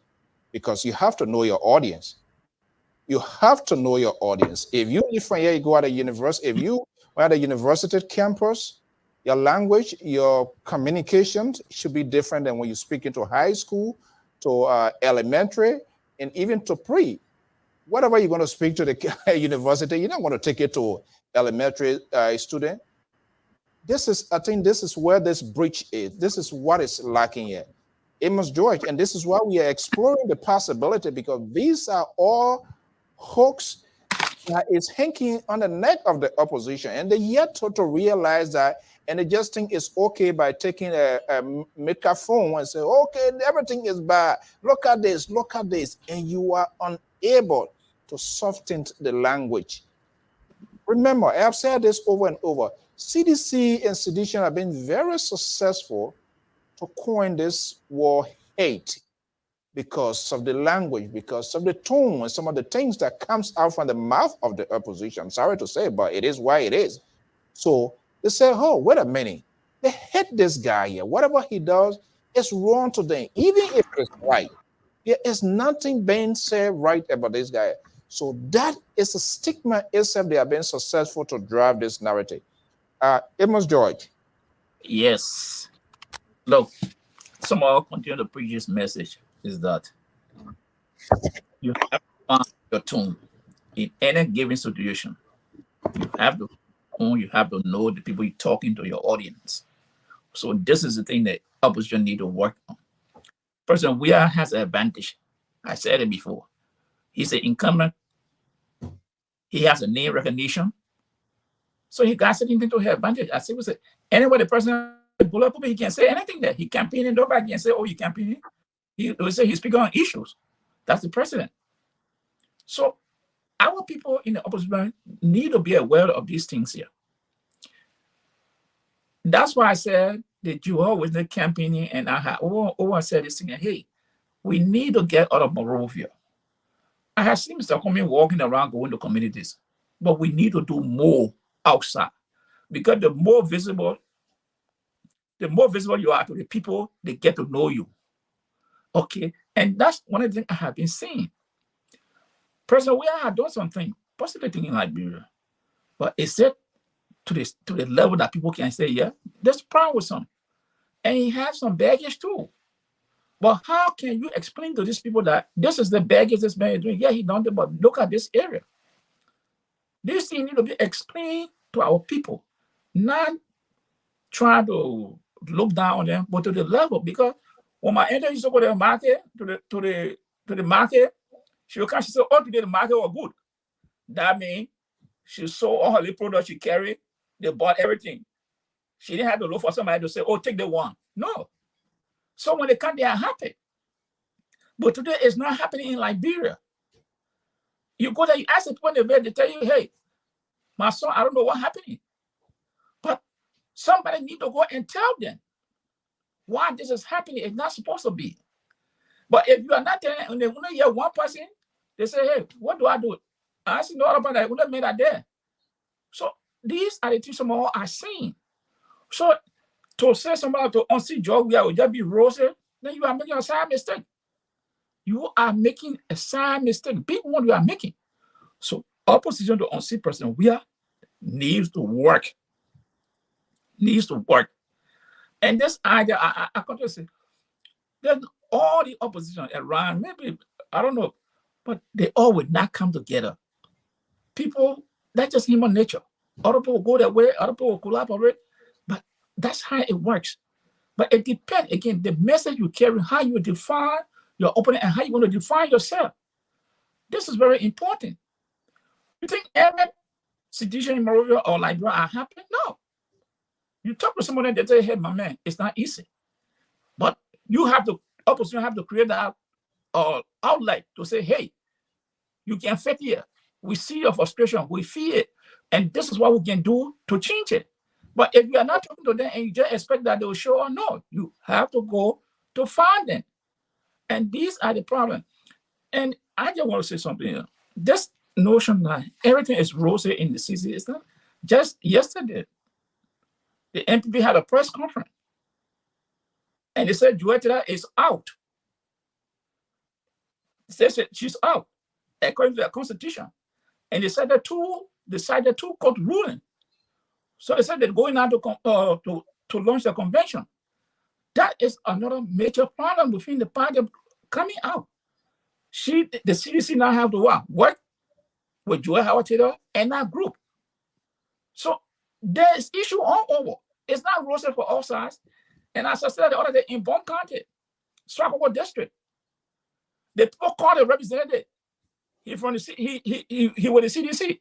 They told him, they said, we gave you from now to February to leave CDC, you can join any other political party. If we don't do so, we're going to vote you up. They're presenting the petition. So it's not rosy. They're power in the opposition, they're power with the government. Maybe that one that they're come outside here. But it's Okay. I mean, All right. Let me let me just tell you something. I will show you some on one of the websites I trying to find. I got the owner got the percentage of voters, the 2017. They just got a numbers, the percentage. They didn't put the total number, they just put percentage, how much this person got. Like in Lofa County, and Brother Burger got 87.5%. Joy, we got 7%. I actually have the data. It's just not available on their website no more, but I have the entire data. Yeah. So, I mean, these are the things, as you see, we can look at. Bobo and Ambassador Barker won it.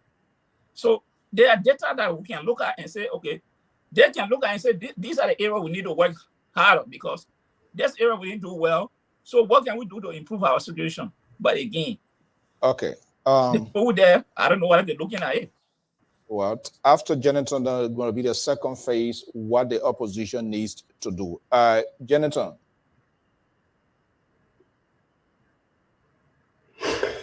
Yes. Are you thinking about? Are you it's thinking quite about? wonderful. Are you thinking about 70K? Maybe the CDC is going to come by with that soundbite. I don't know how long this. You know, when I listen to the 70,000, The moderator here can the way create you always power. ask for the 70,000, my husband loaded. My too loaded. I want you to speak, Mr. So. Says I want Mr. So to speak so that I can.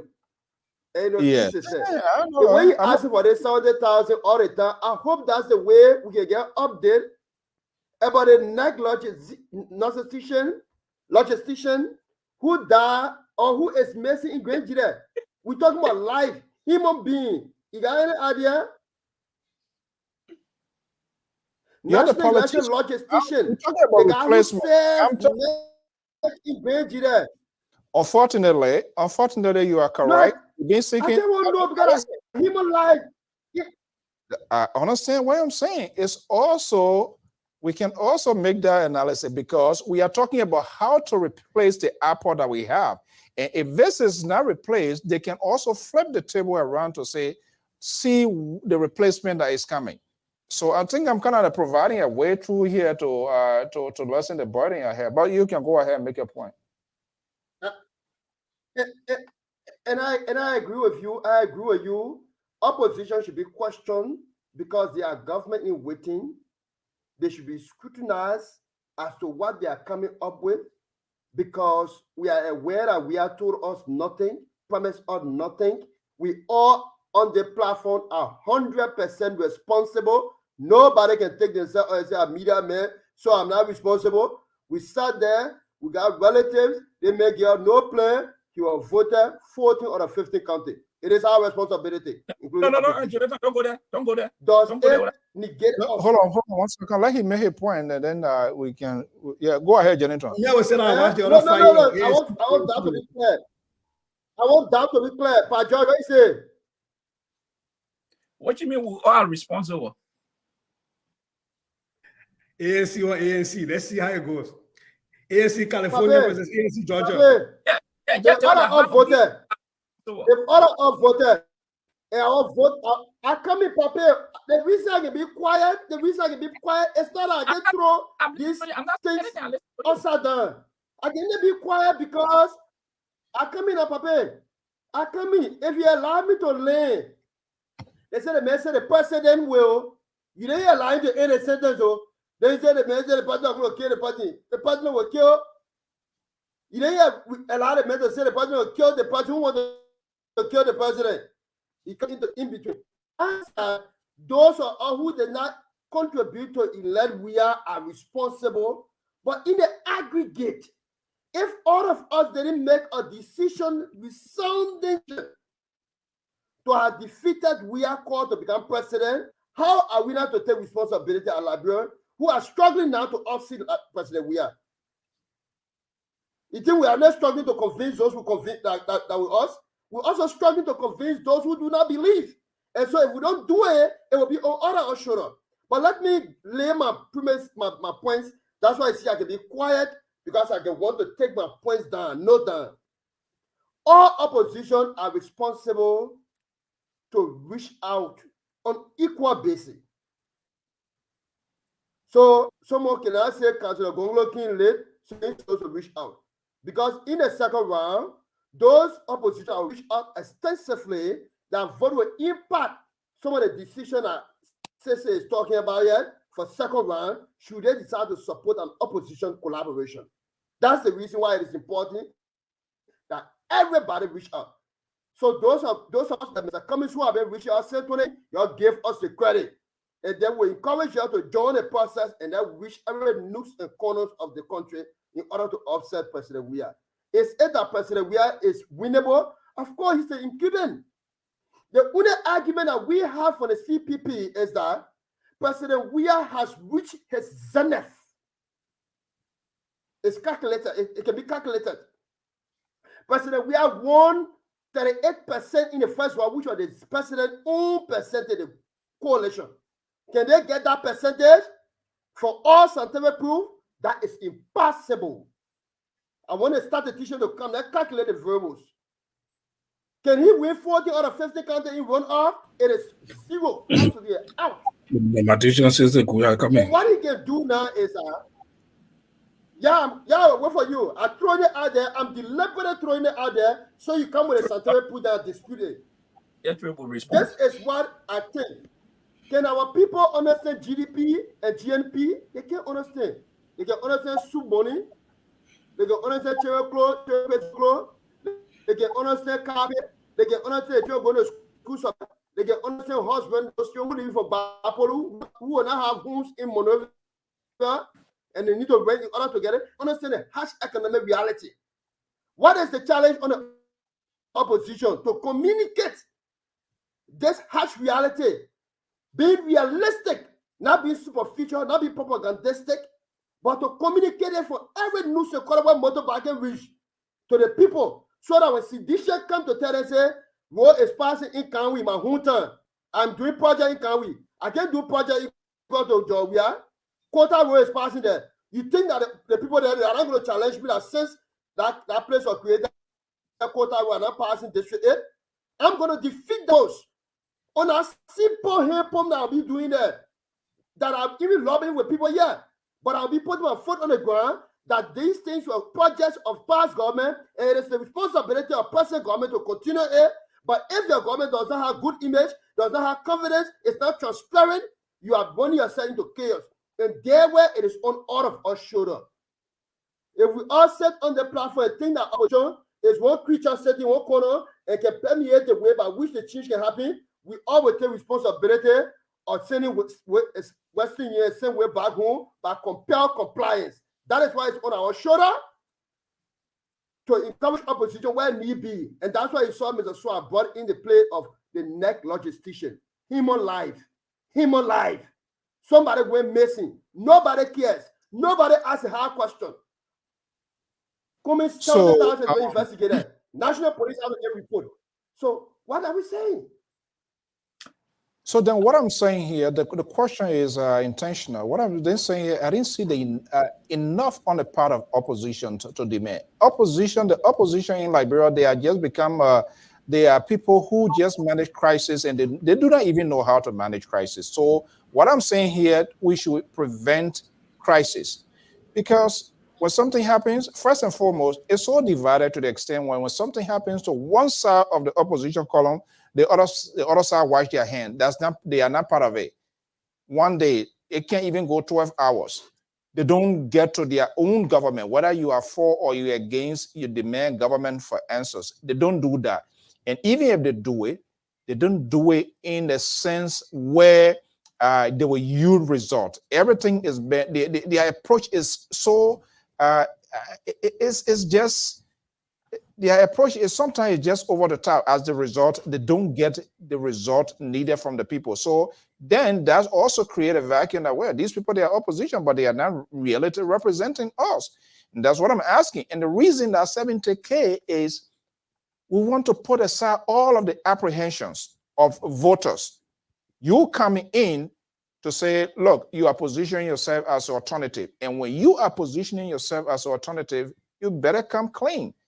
You can be stepping beyond your own heels, saying one thing and doing one thing again. It makes it difficult to even sharpen your own voice that you want to tell. But let's do this last round here. Let me go to OJ. Jonathan indicted us. Yeah. Let me just do it. Okay, you should file an appeal. Then we can talk. As long Jonathan didn't indict me, so maybe that you the one indict. Yeah, but okay, he indicted me. Okay, when your time comes to speak to that, let's go around the second phase. OJ, from what I hear, we've been explaining in different forms, different contexts. But if you look at it, the logical conclusion here is everybody do not want this president to be re-elected.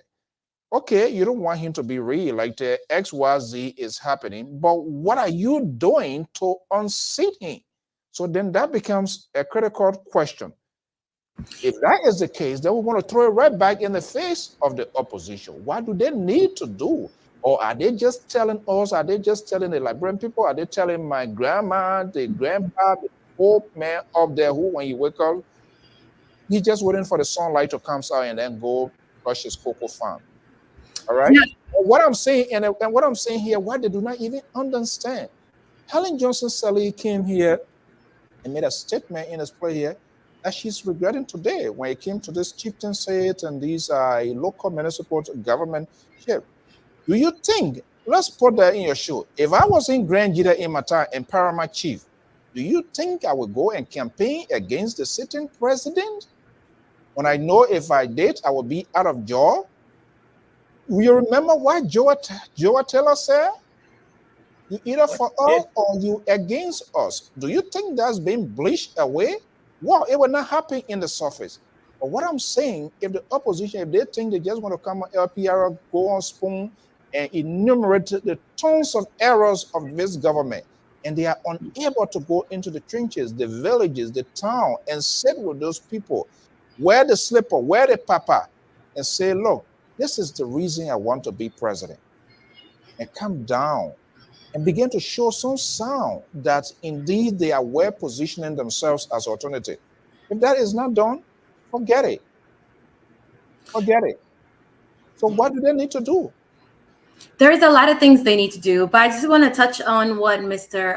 Sissy had said about knowing your brand and knowing your niche.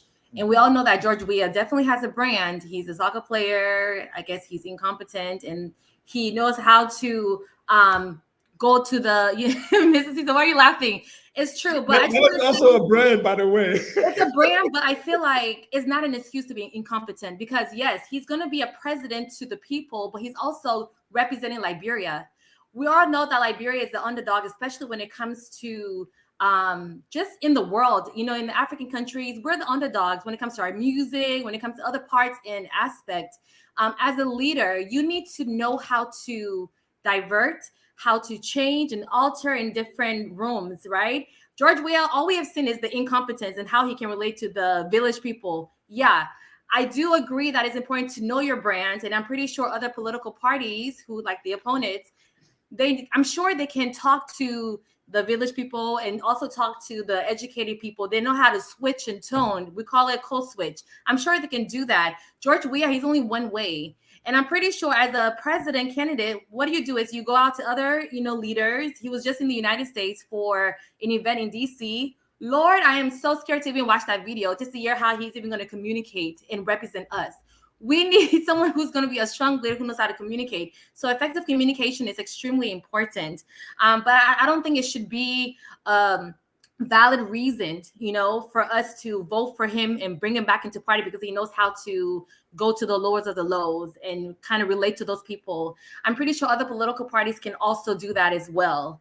Because Mr. Toe, everybody here, if you're speaking to a college student, I'm pretty sure the way you speak to a college student will be different than the way you speak to an elementary school teacher, right, people? And also, I do feel that the opponents need to go to the ground. They need to campaign to people who may not have Facebook, with people who may not have TV. They need to be a ground campaigning. I've seen a lot of leaders here in the U.S. campaigning here, and I understand that they have to raise funds. But most importantly, they need to go to the ground where the people are the ones who are voting. That's also important. So if they can do that, I have really a strong chance for like they may potentially overseat George Weah. Fingers crossed, but only time will tell. And maybe if I could add to go to people who disagree with them, they should be appealing. They should, people, not necessarily people that agree with them, people that disagree with them. That's where, and I think that's where I think the force of the opposition. They draw the conclusion: these people will not change. These group of people will not. So we don't want to waste it. We don't want to waste our time. Okay, because probably you have not reassured them there is no people. Security comes first, right? So if you not if you think, okay, when we get there, we will prosecute other you. We will put everybody literally on firing squad. This what will happen, that what will happen. Then what becomes of that? You scare people away. The liberal progressive. Yes. What should be the focus of the opposition if they are all coming to a consensus? And I said this is one thing that they have in common with all of the political biggerings and divides, that they do not want this president to be re-elected, but it's insufficient. That's just a minimal portion of it. What should be their focus point at this time? What should they be doing? They should just saying it and everybody go their own way. You have 5 different person contesting. Would that help the problem? Well, right now, for me, I think their focus, first of all, should be to see how best they can reconcile. And if they are unable to reconcile, then the next best thing to do is to come out with a clear understanding among themselves that we will, even though we're going our separate way, but when it comes to certain issues that are very important to the Republic, then perhaps we will try to support each other. Now, it's going to be difficult to do, to be honest with you, because I see many of these people, perhaps do not have the spirit of forgiveness, and I'm just speculating here, because why up to this time? What would be the reason? And all of them are educated. What would be the reason for them not to be able to see that even down to the ideology, there's not far removed from each other? Must you be president? of the Republic of Liberia to be successful in bringing changes in the country? I don't think so. But of course, I'm not them. They make those kinds of decisions. And so what they need to focus on right now is if they were to be together, they will be easy. But let me also not put this whole thing squarely on the shoulder of the political leaders of these opposition themselves.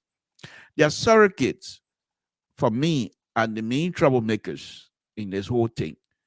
Because not only do they throw jabs at each other, but that they manage to drag the political leader into it. They manage to insult the political leader into this whole debate. And so if you a Liberian man say, what make you shame, make you vex? And we all have that. Whatever I want to be president or not, you have no right to cuss me. Me want to be president does not give you the right for you to insult me and insult my family. That is unacceptable. You can vote against me. Insulting me does not tell the people what I'm capable of doing or what I'm not capable of doing. You talk about my record. Each of these people have been living more than 50 years. They have records, whether they serve in government or not. Go and do your research and bring your research to light. That perhaps you can even pick and choose what research you want to bring out that are factual but negative against the person you want to speak about. And because they are there themselves, now let me go back to the opposition leadership themselves. They are unable to control the folks they bring around them. And then again, it's because I don't care what they say, as long as in support and they are bringing people to my camp to support me, that's what counts. How can you lead a country that is just coming from war with that kinds of mindset to say, I don't care what you do out there, as long as you support me, and you expect to lead a country that is just coming from a civil war, where the womb of the war is still fresh? Mr. So this is deeper, much more deeper than we sitting here trying to somehow speculate here and there. Oh, okay. So I would just say, for me, Mr. So, this is just something that we all like, and I will agree with Jonathan. All of us in the Liberians, we all are responsible on how this thing turned out. If it turned out good, we're responsible. If it's turned out bad, we're responsible, because we cannot sit on the fence line and allow our country to go down the tube. Yes, because you talk some ridiculous thing here. Mr. So I don't believe my comment require your conservative response. No, let me ask you a question quickly before I go to Koto.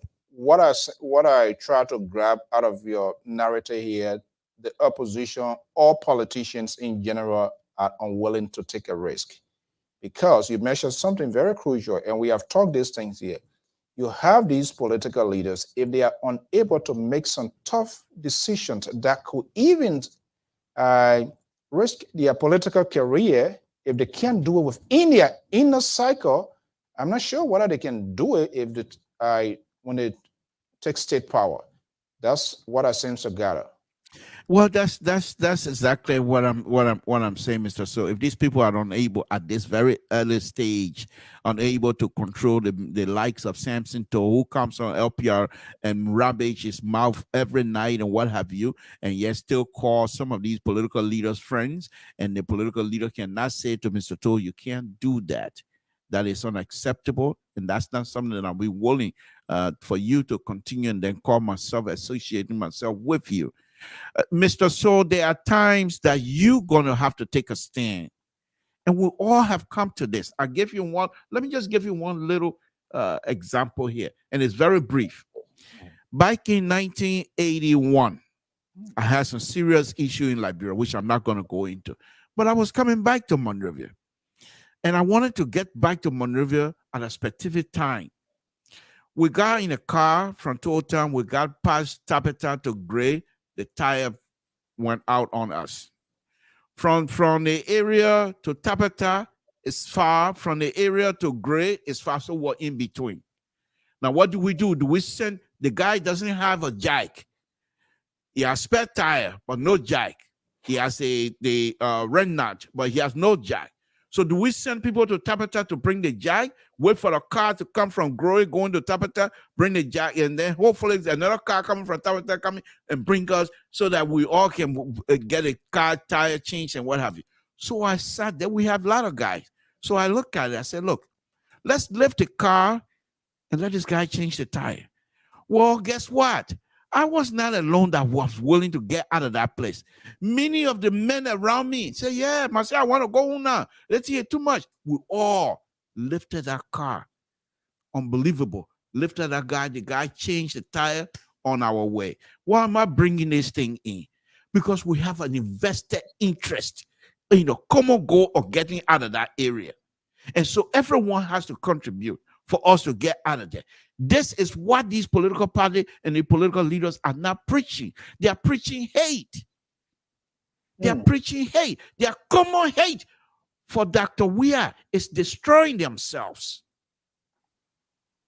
The fact that they want Dr. Weah out of office no matter what is destroying themselves. They are forgetting to know that we're all in this together. If Dr. Weah get out of office tomorrow, he's still a president. I mean, he's still a citizen of the Republic of Liberia. What will you do to him? And they're not even asking that. And it's damaging all of us. I say so. So you agree with the words of seditions, that there's a big hate?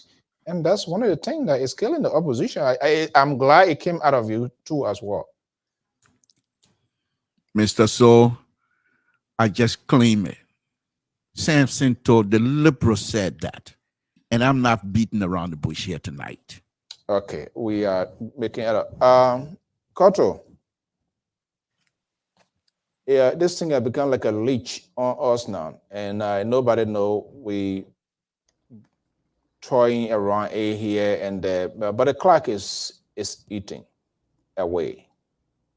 What should the opposition, folks that are supporting surrogates and all of that, what should they be telling their leaders? And it is quite disappointing that to see people who lead group of people, they are unable to take some decisive decisions about people that support them. Our politicians, they are not like John McCain, who just ordinary person that who took the risk of losing a vote when the person was so disrespectful to Barack Obama. And when he said, no, give me this microphone. This is not what my campaign to represent. Our politicians, everybody, they are insult, cussing, Marcos, Parcos, anti-cos. It's like take it by force. And so people see that and they have all reason to believe, to say it's a hate because you are unable to have a civilized conversation to reason why, or you are unable to persuade the minds of the people why this person can be. But instead, you are taking literally another violent type of approach. I would do it this way and he would get frustrated. This will happen, then he will leave.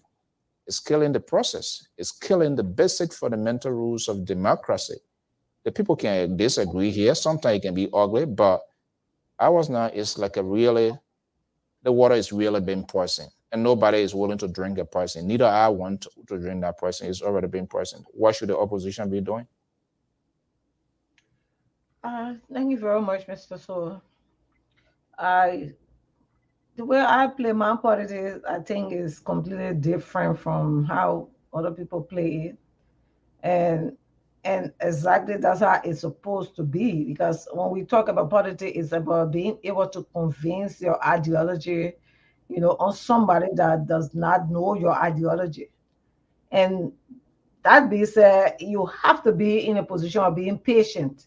Not because I came and told OJ that this is the thing I believe in, and asking OJ that I believe in this and I want you, to believe what I'm saying. And when OJ said for that first time, she doesn't have that interest in it, I get mine and tell, oh, get up from my face. It takes time for people to understand your point. So the point would be that, saying it one time is just not sufficient. Go another time, re-echo what you have said, and not just saying the wrong thing. people feel that what they see around is the president's, way of doing good for them, not knowing that it is the resources that belong to them that they need to, acquire all of what is given to them. Many people don't understand it that way. They believe that once the person is in power, whatever development they carry on is their personal, development they given to them. So until they can know that it is their personal money that is being used on them, because I look at it like, okay, some of us are here and we have our kids living with people. I'm sending money to take care of my child. And then you're taking the money, spending on my child, and telling my child that, oh, I here taking care of you. That means spending my money on you. That's how it looks like. But until they can realize that it is the resources that they, manage or mismanage, they won't understand. So my point is, education is the most important thing. Let them know that their resources are being mismanaged. And what I see, if a person as a leader is that willingness of being able to take a decision and stand by a decision that make you a strong leader. And I see that many of these people, they want to take the decision, but they're afraid that, oh, if I take the decision, if it doesn't go right for me, then my followers, will not follow me. Or if I take the decision, they're going to stick with me. I'm looking for a decision where they stick with me. Be truthful. Be fair, because if you take the decision at a time, they don't understand why you took that decision. Later, they will come and realize that the reason why you took the decision is quite reasonable, that they can understand. So just be fair enough. Take the right decision and let your follower come. Because if I were one of the political leaders, and what will be your decision? What is meant good for my citizens? Okay, if I am to, relinquish to another person, I would rather relinquish it, since that is the best for my people. And if people come to me and say, why did you, relinquish it, and you shouldn't have, I would tell you the reason, because I don't want, to forego the good, for the bad. So I will explain to them. But I think this is the point that we stay missing. People just want to be by all means. And being by all means detrimental to the next person. So let's stay friends. What could be a perfect example before I go to the next person? Who want to be by all means? Who you think so? All of them want to be by all means. Who them? Right now, I have two choices. If you may ask me, I said that Boyka is the experienced man. He at least has the experience in governance, and Kume has the international and business knowledge. They could combine and make a good ticket. But yeah, nobody can listen to me because probably I don't have the finance to support any of them. Or my voice may not be as genuine, or my voice may not be strong that they expect. Okay, so my voice is not heard, but for the good, for the good of Liberia, that is what needed. Okay. Take the decision. If it is right, tomorrow people will commend you. Then to just let it hang, and it doesn't serve the people of Liberia right. And that being said, let me say my Loma, because I'll be out of here right now, Mr. So if I am permitted to do that. You want to talk to the Lofians? Yes. That's how I communicate with my people. Is that you see that as a battleground? And we want you to listen to us now. That's the people need it, Mr. So. Mr. So, okay. Why is every time Koto want me a parting statement and leave when everybody made it on a parting statement again? That's the second time here now. I was having it. Oh my God, my Zulu man is oh my goodness. I got pluralism. So you want to listen to us? Oh. Zarema or the women to I got Bamatai. They go on to go Boma. They all love Find to go Sulazo. Find to go Sulazo. Gasuazo over ma. Vozagia Kona Avazo. Go on the guy who will need to pack a go so over ma. Uvagama go listen. No matter Macani. Go on the guy who will guy. Vous avez, wana vous avez vraiment. Nous va was saying na. Amrama, ni mani te toi play betazo, ni mani te ta zievi zegia, mani ubo apage na te su to ati ka fani na te kelo. So wait for the other people to so they speak their okay, wo mama o ni mati te wo lati va to ni te woni go usura wo mata ga sura do ma. Akani na page go buga wo be na go ni go bo ma ga awelo ma. Anu wa go zu ze na ga adawi ga beta ka pago. O mama o adana na kono ga bana ga adana tawo. Thank you very much, Mr. So, for allowing me. Mr. So, I want to announce something to you.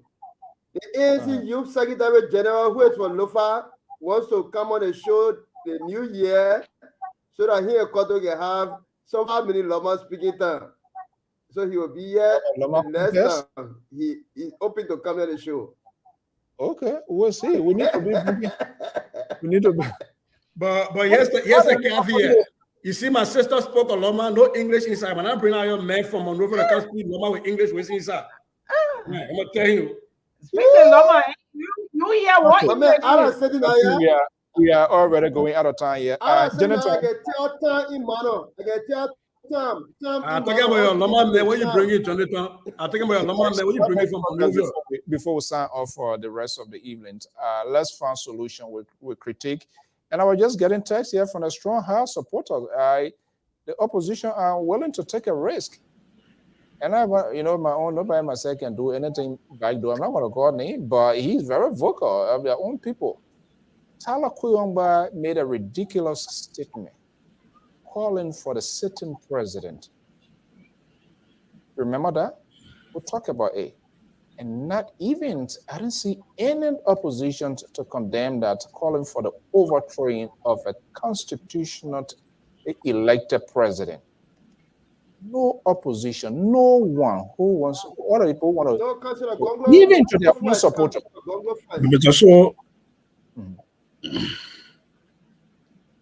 Say it again. Well, let Jonathan say what you're saying. Jonathan, what you say about Gonglo? No, I say I'm waiting for Councillor Gongolo who respond to that lady. What happened to even ANC? Mr. President of the Republic of Liberia. Mr. So, I don't want to start as a legal tonight. Yeah, we have a discussion on the floor. You are interjecting different things. Mr. So, we have a discussion. No, the reason it's part of a reckless statement of a political leader to come make a statement. Yeah, hold on 1 second, guys. We have a discussion about opposition. You want to plead the favor on that? I want to say as a liberal tonight, do not interject into the discussion tonight. Okay. So you're not willing to take the reason. Okay, that's another version. We are discussing what the opposition should be doing right now to defeat Mr. So. You're on a bag, you're on a I think this is about time to talk. Okay. But I thought you said, go around that this about the time. If you don't control this about the time. Okay, right. This is a complex situation. Or complex mathematical to solve. Maybe since we will use a Laplace equation to solve the opposition's situation. But all fairness, somebody had to be the sacrificial lamb.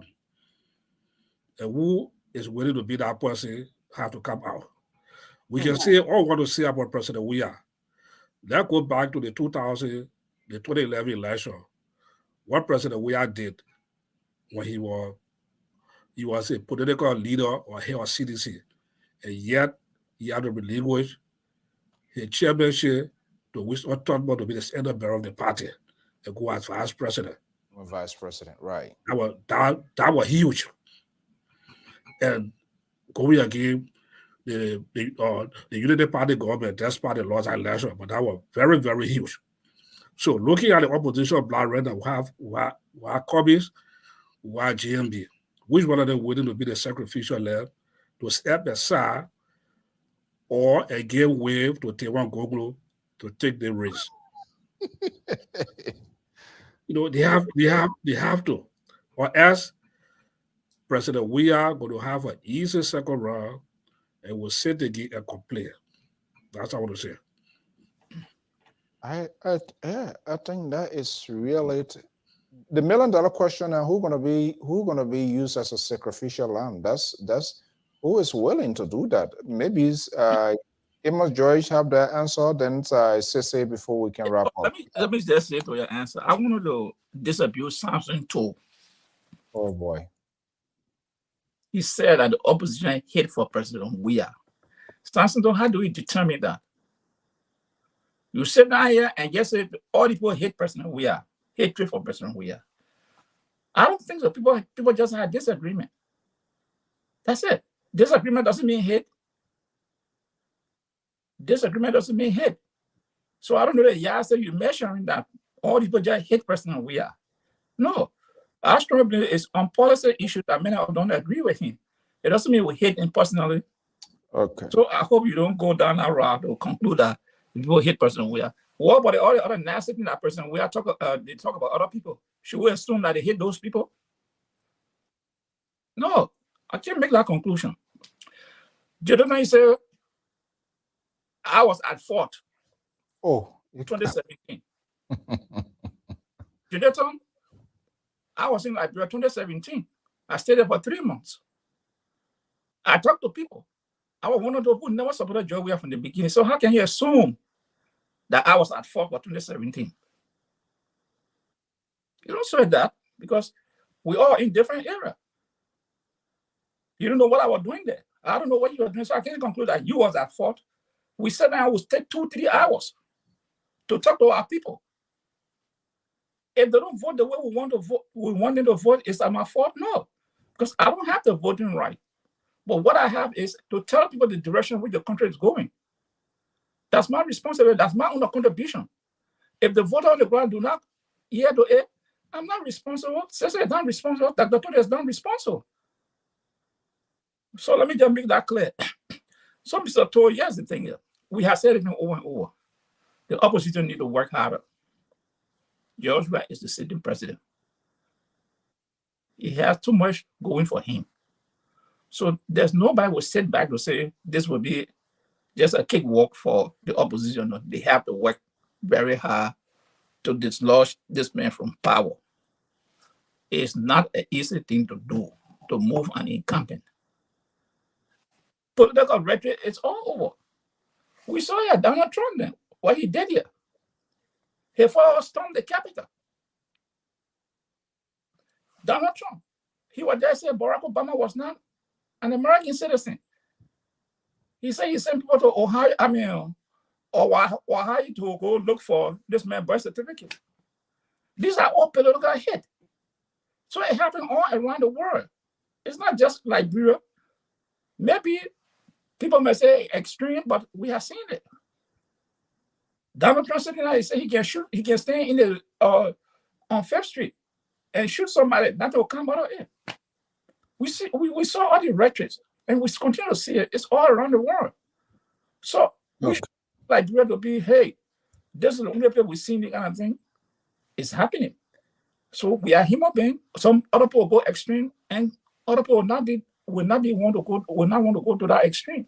But every party, every group in Liberia, you find some extreme people in every political party in Liberia. There are some people some of them are just extreme. So it's not just the opposition, it's also the ruling parties. There are extremists in there. They go extreme to do anything. So we cannot just say, oh, it's Liberia that is introducing the kind of politics in Liberia, and that's the total. Please, when Mr. So talk about something, you comment on it.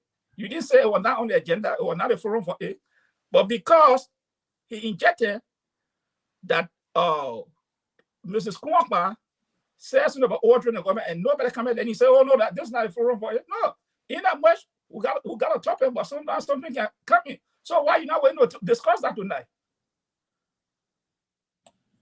More joy. Okay. We'll discuss that another time.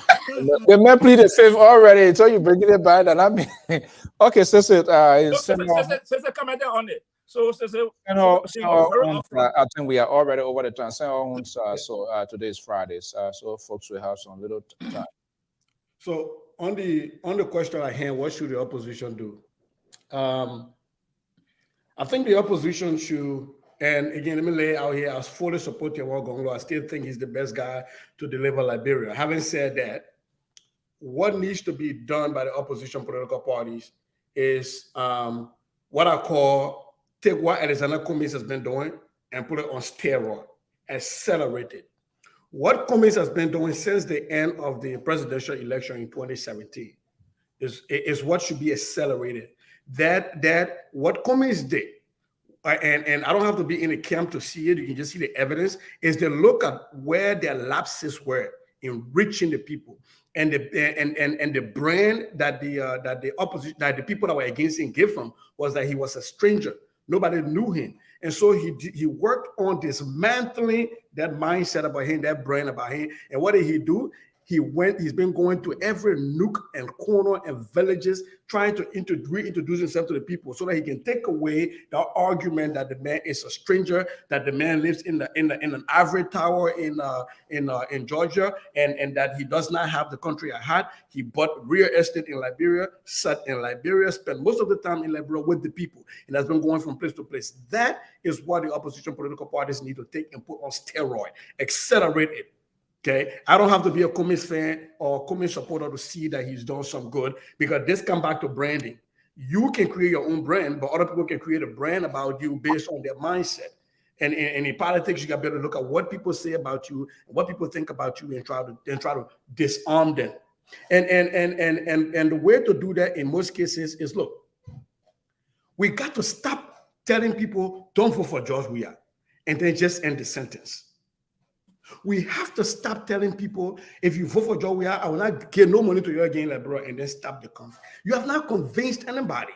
You are threatening people, and threats don't carry so much to the ballot box.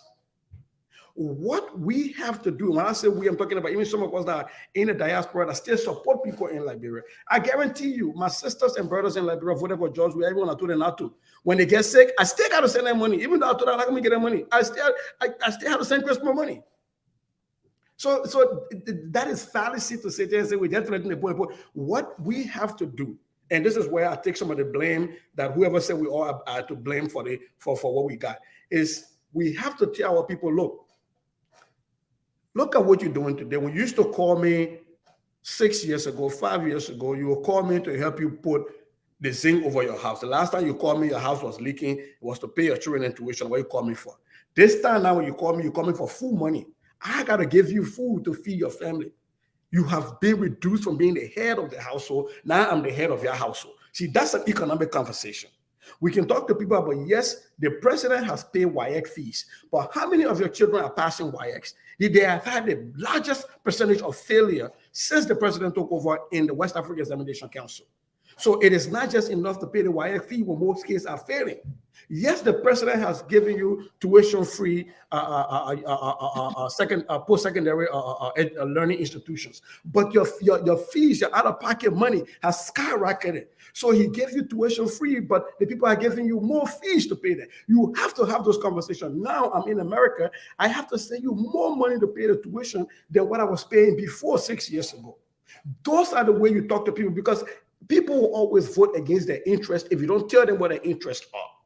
That is even here in America, we had the same issues here. There were people who were voting against the Medicare expansion and Obamacare expansion that didn't even have health care. Yeah. Right? Because people did not tell them what that meant to them. They did not understand that was their own interest. And so what we have to stop doing is stop saying, don't vote for George Weah, by end of conversation. Don't vote for George Weah, and the people then die, they kill the people then, end of conversation. Don't vote for George Weah, my kids stole money, end of conversation. You have to tell these people why that matters. Why is it that we have an Emirate hospital right now built? Blessings to Dr. George Weah for the Emirate hospital. It is a good thing, right? We would have had so many more of those Emirate hospitals had people not studying A, B, C, D, E. We would have had one more of those in Sando. We would have had one more of that somewhere else. You will have to make sure that you're talking to people based on the issues as they understand it. Threatening people and telling them don't vote for a job, we have for a job, we are not getting money, it doesn't work. You will still sending people money. We stay here raising money for charity. So you will still have to do it. So that is just what I gotta say. And oh, by the way, Jay, we'll keep the stats lesson for another day. I don't forget. Okay. Ooh. What a good talking point here. I think the next thing now is to look at what these people represent. What is in their portfolio? What are they bringing different from what we have now? Their platforms, their agenda, their vision, how they intend to downsize government. All of them have these 1,000 supporters of red barrel, green barrel. They're going to be brought in government. Just how the size of the government was doubled, I guarantee when ANC, when Unity Party come, they're not going to leave these people by the wayside. Or what are the programs they have in place that is not happening now? And now, you know, it's going to happen. So we need to look at these things critically. Guys, ladies, we want to thank you so much for your time. Mr. So, just 10 seconds. Sometimes the discussion can be so sweet, and the input for the audience also too can change the narrative. Can we just open the line, maybe in a few seconds, just hear people from outside of the core, you know, the hour 1 or 2 points? I think that will help to improve. Would want another day. Yeah, definitely. We committed. We used to do that, but you know, we would do it another day. But we just have to watch. Sometimes, you know, the call to sometimes the whole thing can just derail. The Liberal, you want fire? Yeah, no. I just want to say happy holiday and happy New Year to all of you. Please stay safe out there, Mr. So. Once again, as CEO of LPR, you kept us on here. We're on overtime, and we're not. I'm not too sure if you have the money to pay us, because this is just you have us here going on now for half an hour. We've been sitting there. We're on over. Mr. Central, right? I'm trying to plead for you. We're on overtime. I hope you know that. Ain't see them going to brand. You not see with the brand now, right? Okay, everybody branding. Yeah, we started with happy holiday. We come and go again. And you telling you happy the happy holiday we eat. So in the middle of the show, he said holiday. He said happy holiday. They end again happy holiday. How many times you say happy holiday? Huh? The man you. Okay. All right. Just about a happy holiday. Buy enough from you. Okay. Huh? He said 30 seconds. Go ahead. I just want to appeal, Mr. Dr. Toto said to our callers, but I also want to add on. Yeah, because I'm an emotional person. So when things happen, in as much as like in my family. No, I come here. The thing I just said, I'm one of it. I didn't say that what I want to say. If my family, I told the Justice Minister before the Liberal Senate. Personally, I told him, I shook his head at it. I said, if my family member will die ritualistically in this country and the government will do nothing about it, heads will roll. I think the logistician in that country that went missing, it's a human development thing, not because he's not our relative. Whole human being got missing and nobody want to talk anything about it. We just talking stuff on the halfway. We need to call the superintendent on the platform. We need to call the senators on the platform. It's important. We cannot exchange it from opposition coming together when it had never existed, that all opposition have come together. I hope 2023 will take it serious because he could be a relative too. He human being. He served Liberia. Jonathan, Dr. Bole in the program to speak about that issue before. Let's just hear Grant. Yes. Maybe the reason we are calling opposition, you see, you're trying to run away with your responsibility. I agree with you, Jonathan. That's a good point. We have done our part. Yeah. The opposition, they are the chief advocates. And that's why this is the horrible and disgusting part of those of you in the opposition. The opposition are very selective of people who to advocate for and not to advocate. That's one of the things, because when you disagree with them, if you're not in ANC, Unity Party, should rise up against the government and or women that supported. A great general citizen has supported the government twice. You You're rise not- up to you're the not occasion. Jonathan the podcast Hold on, father, hold that guy father. Jonathan, That Jonathan, Jonathan podcast father, that guy father can. Jonathan, when I use our night word now to call on people to rise against the citizen, they can channel their grievances. Yes, Can I excuse myself now? thank you so much. Yeah. Jacinto escape, gotta go to You Monrovia. escape here. You escape here. Okay, thank you so much. Thank you. Jacinto gotta go to Monrovia. Let you excuse All yourself. right. Okay, guys. Something so what? He want to do what? Jacinto said he gotta go to Liberia, so he want to excuse himself. He didn't want people at a conversation. No, man, You know, ain't just- people waiting for you to the airport. So do you want to Jacinto, you want to tell about how I agree? Jacinto gone. Joseph Waka and Helen Johnson Salif. My man, I can't even go to Liberia. I got to be very careful what I say on the platform, my man. I can't go over each other and start hunting me. So I gotta be very careful what I say. When I come back from Liberia, we can have all that kind of conversation. Just people right now, I can't fool around. So I want to know that. Happy holidays. Happy holiday, guys. All right, guys. Thank you so much.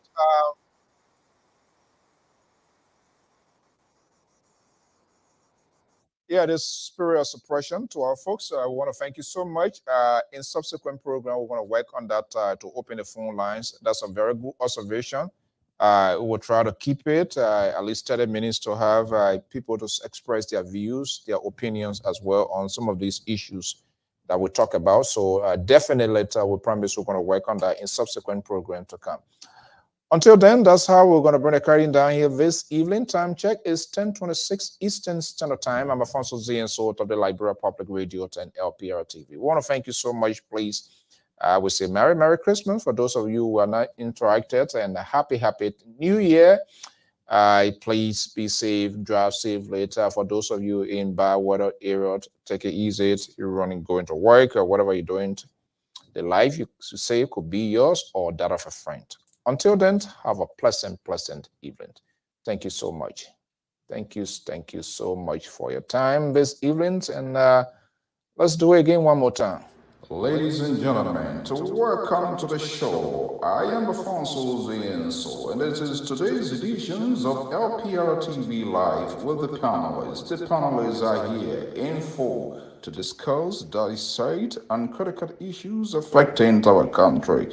Welcome to the show. I am Alfonso Zienso of the Liberia Public Radio in collaboration